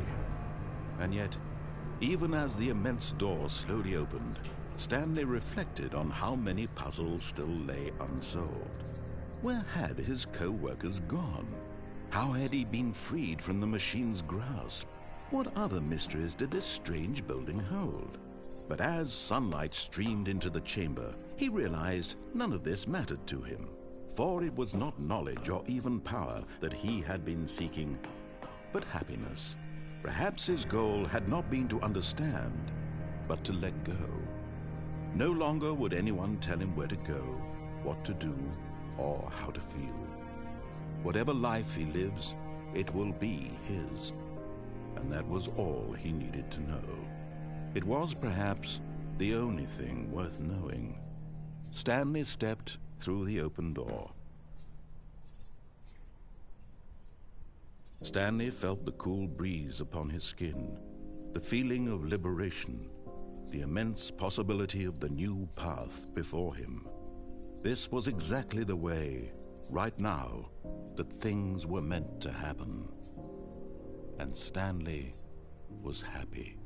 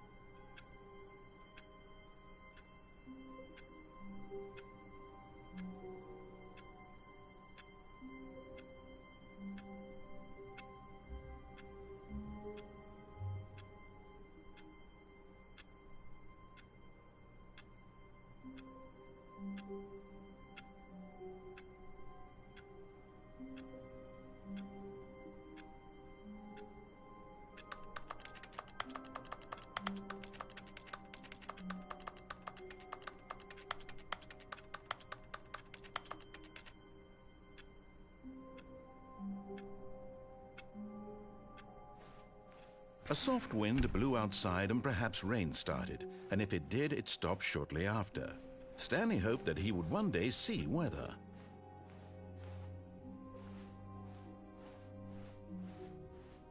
When Stanley came to a set of 2 open doors, he entered the door on his left.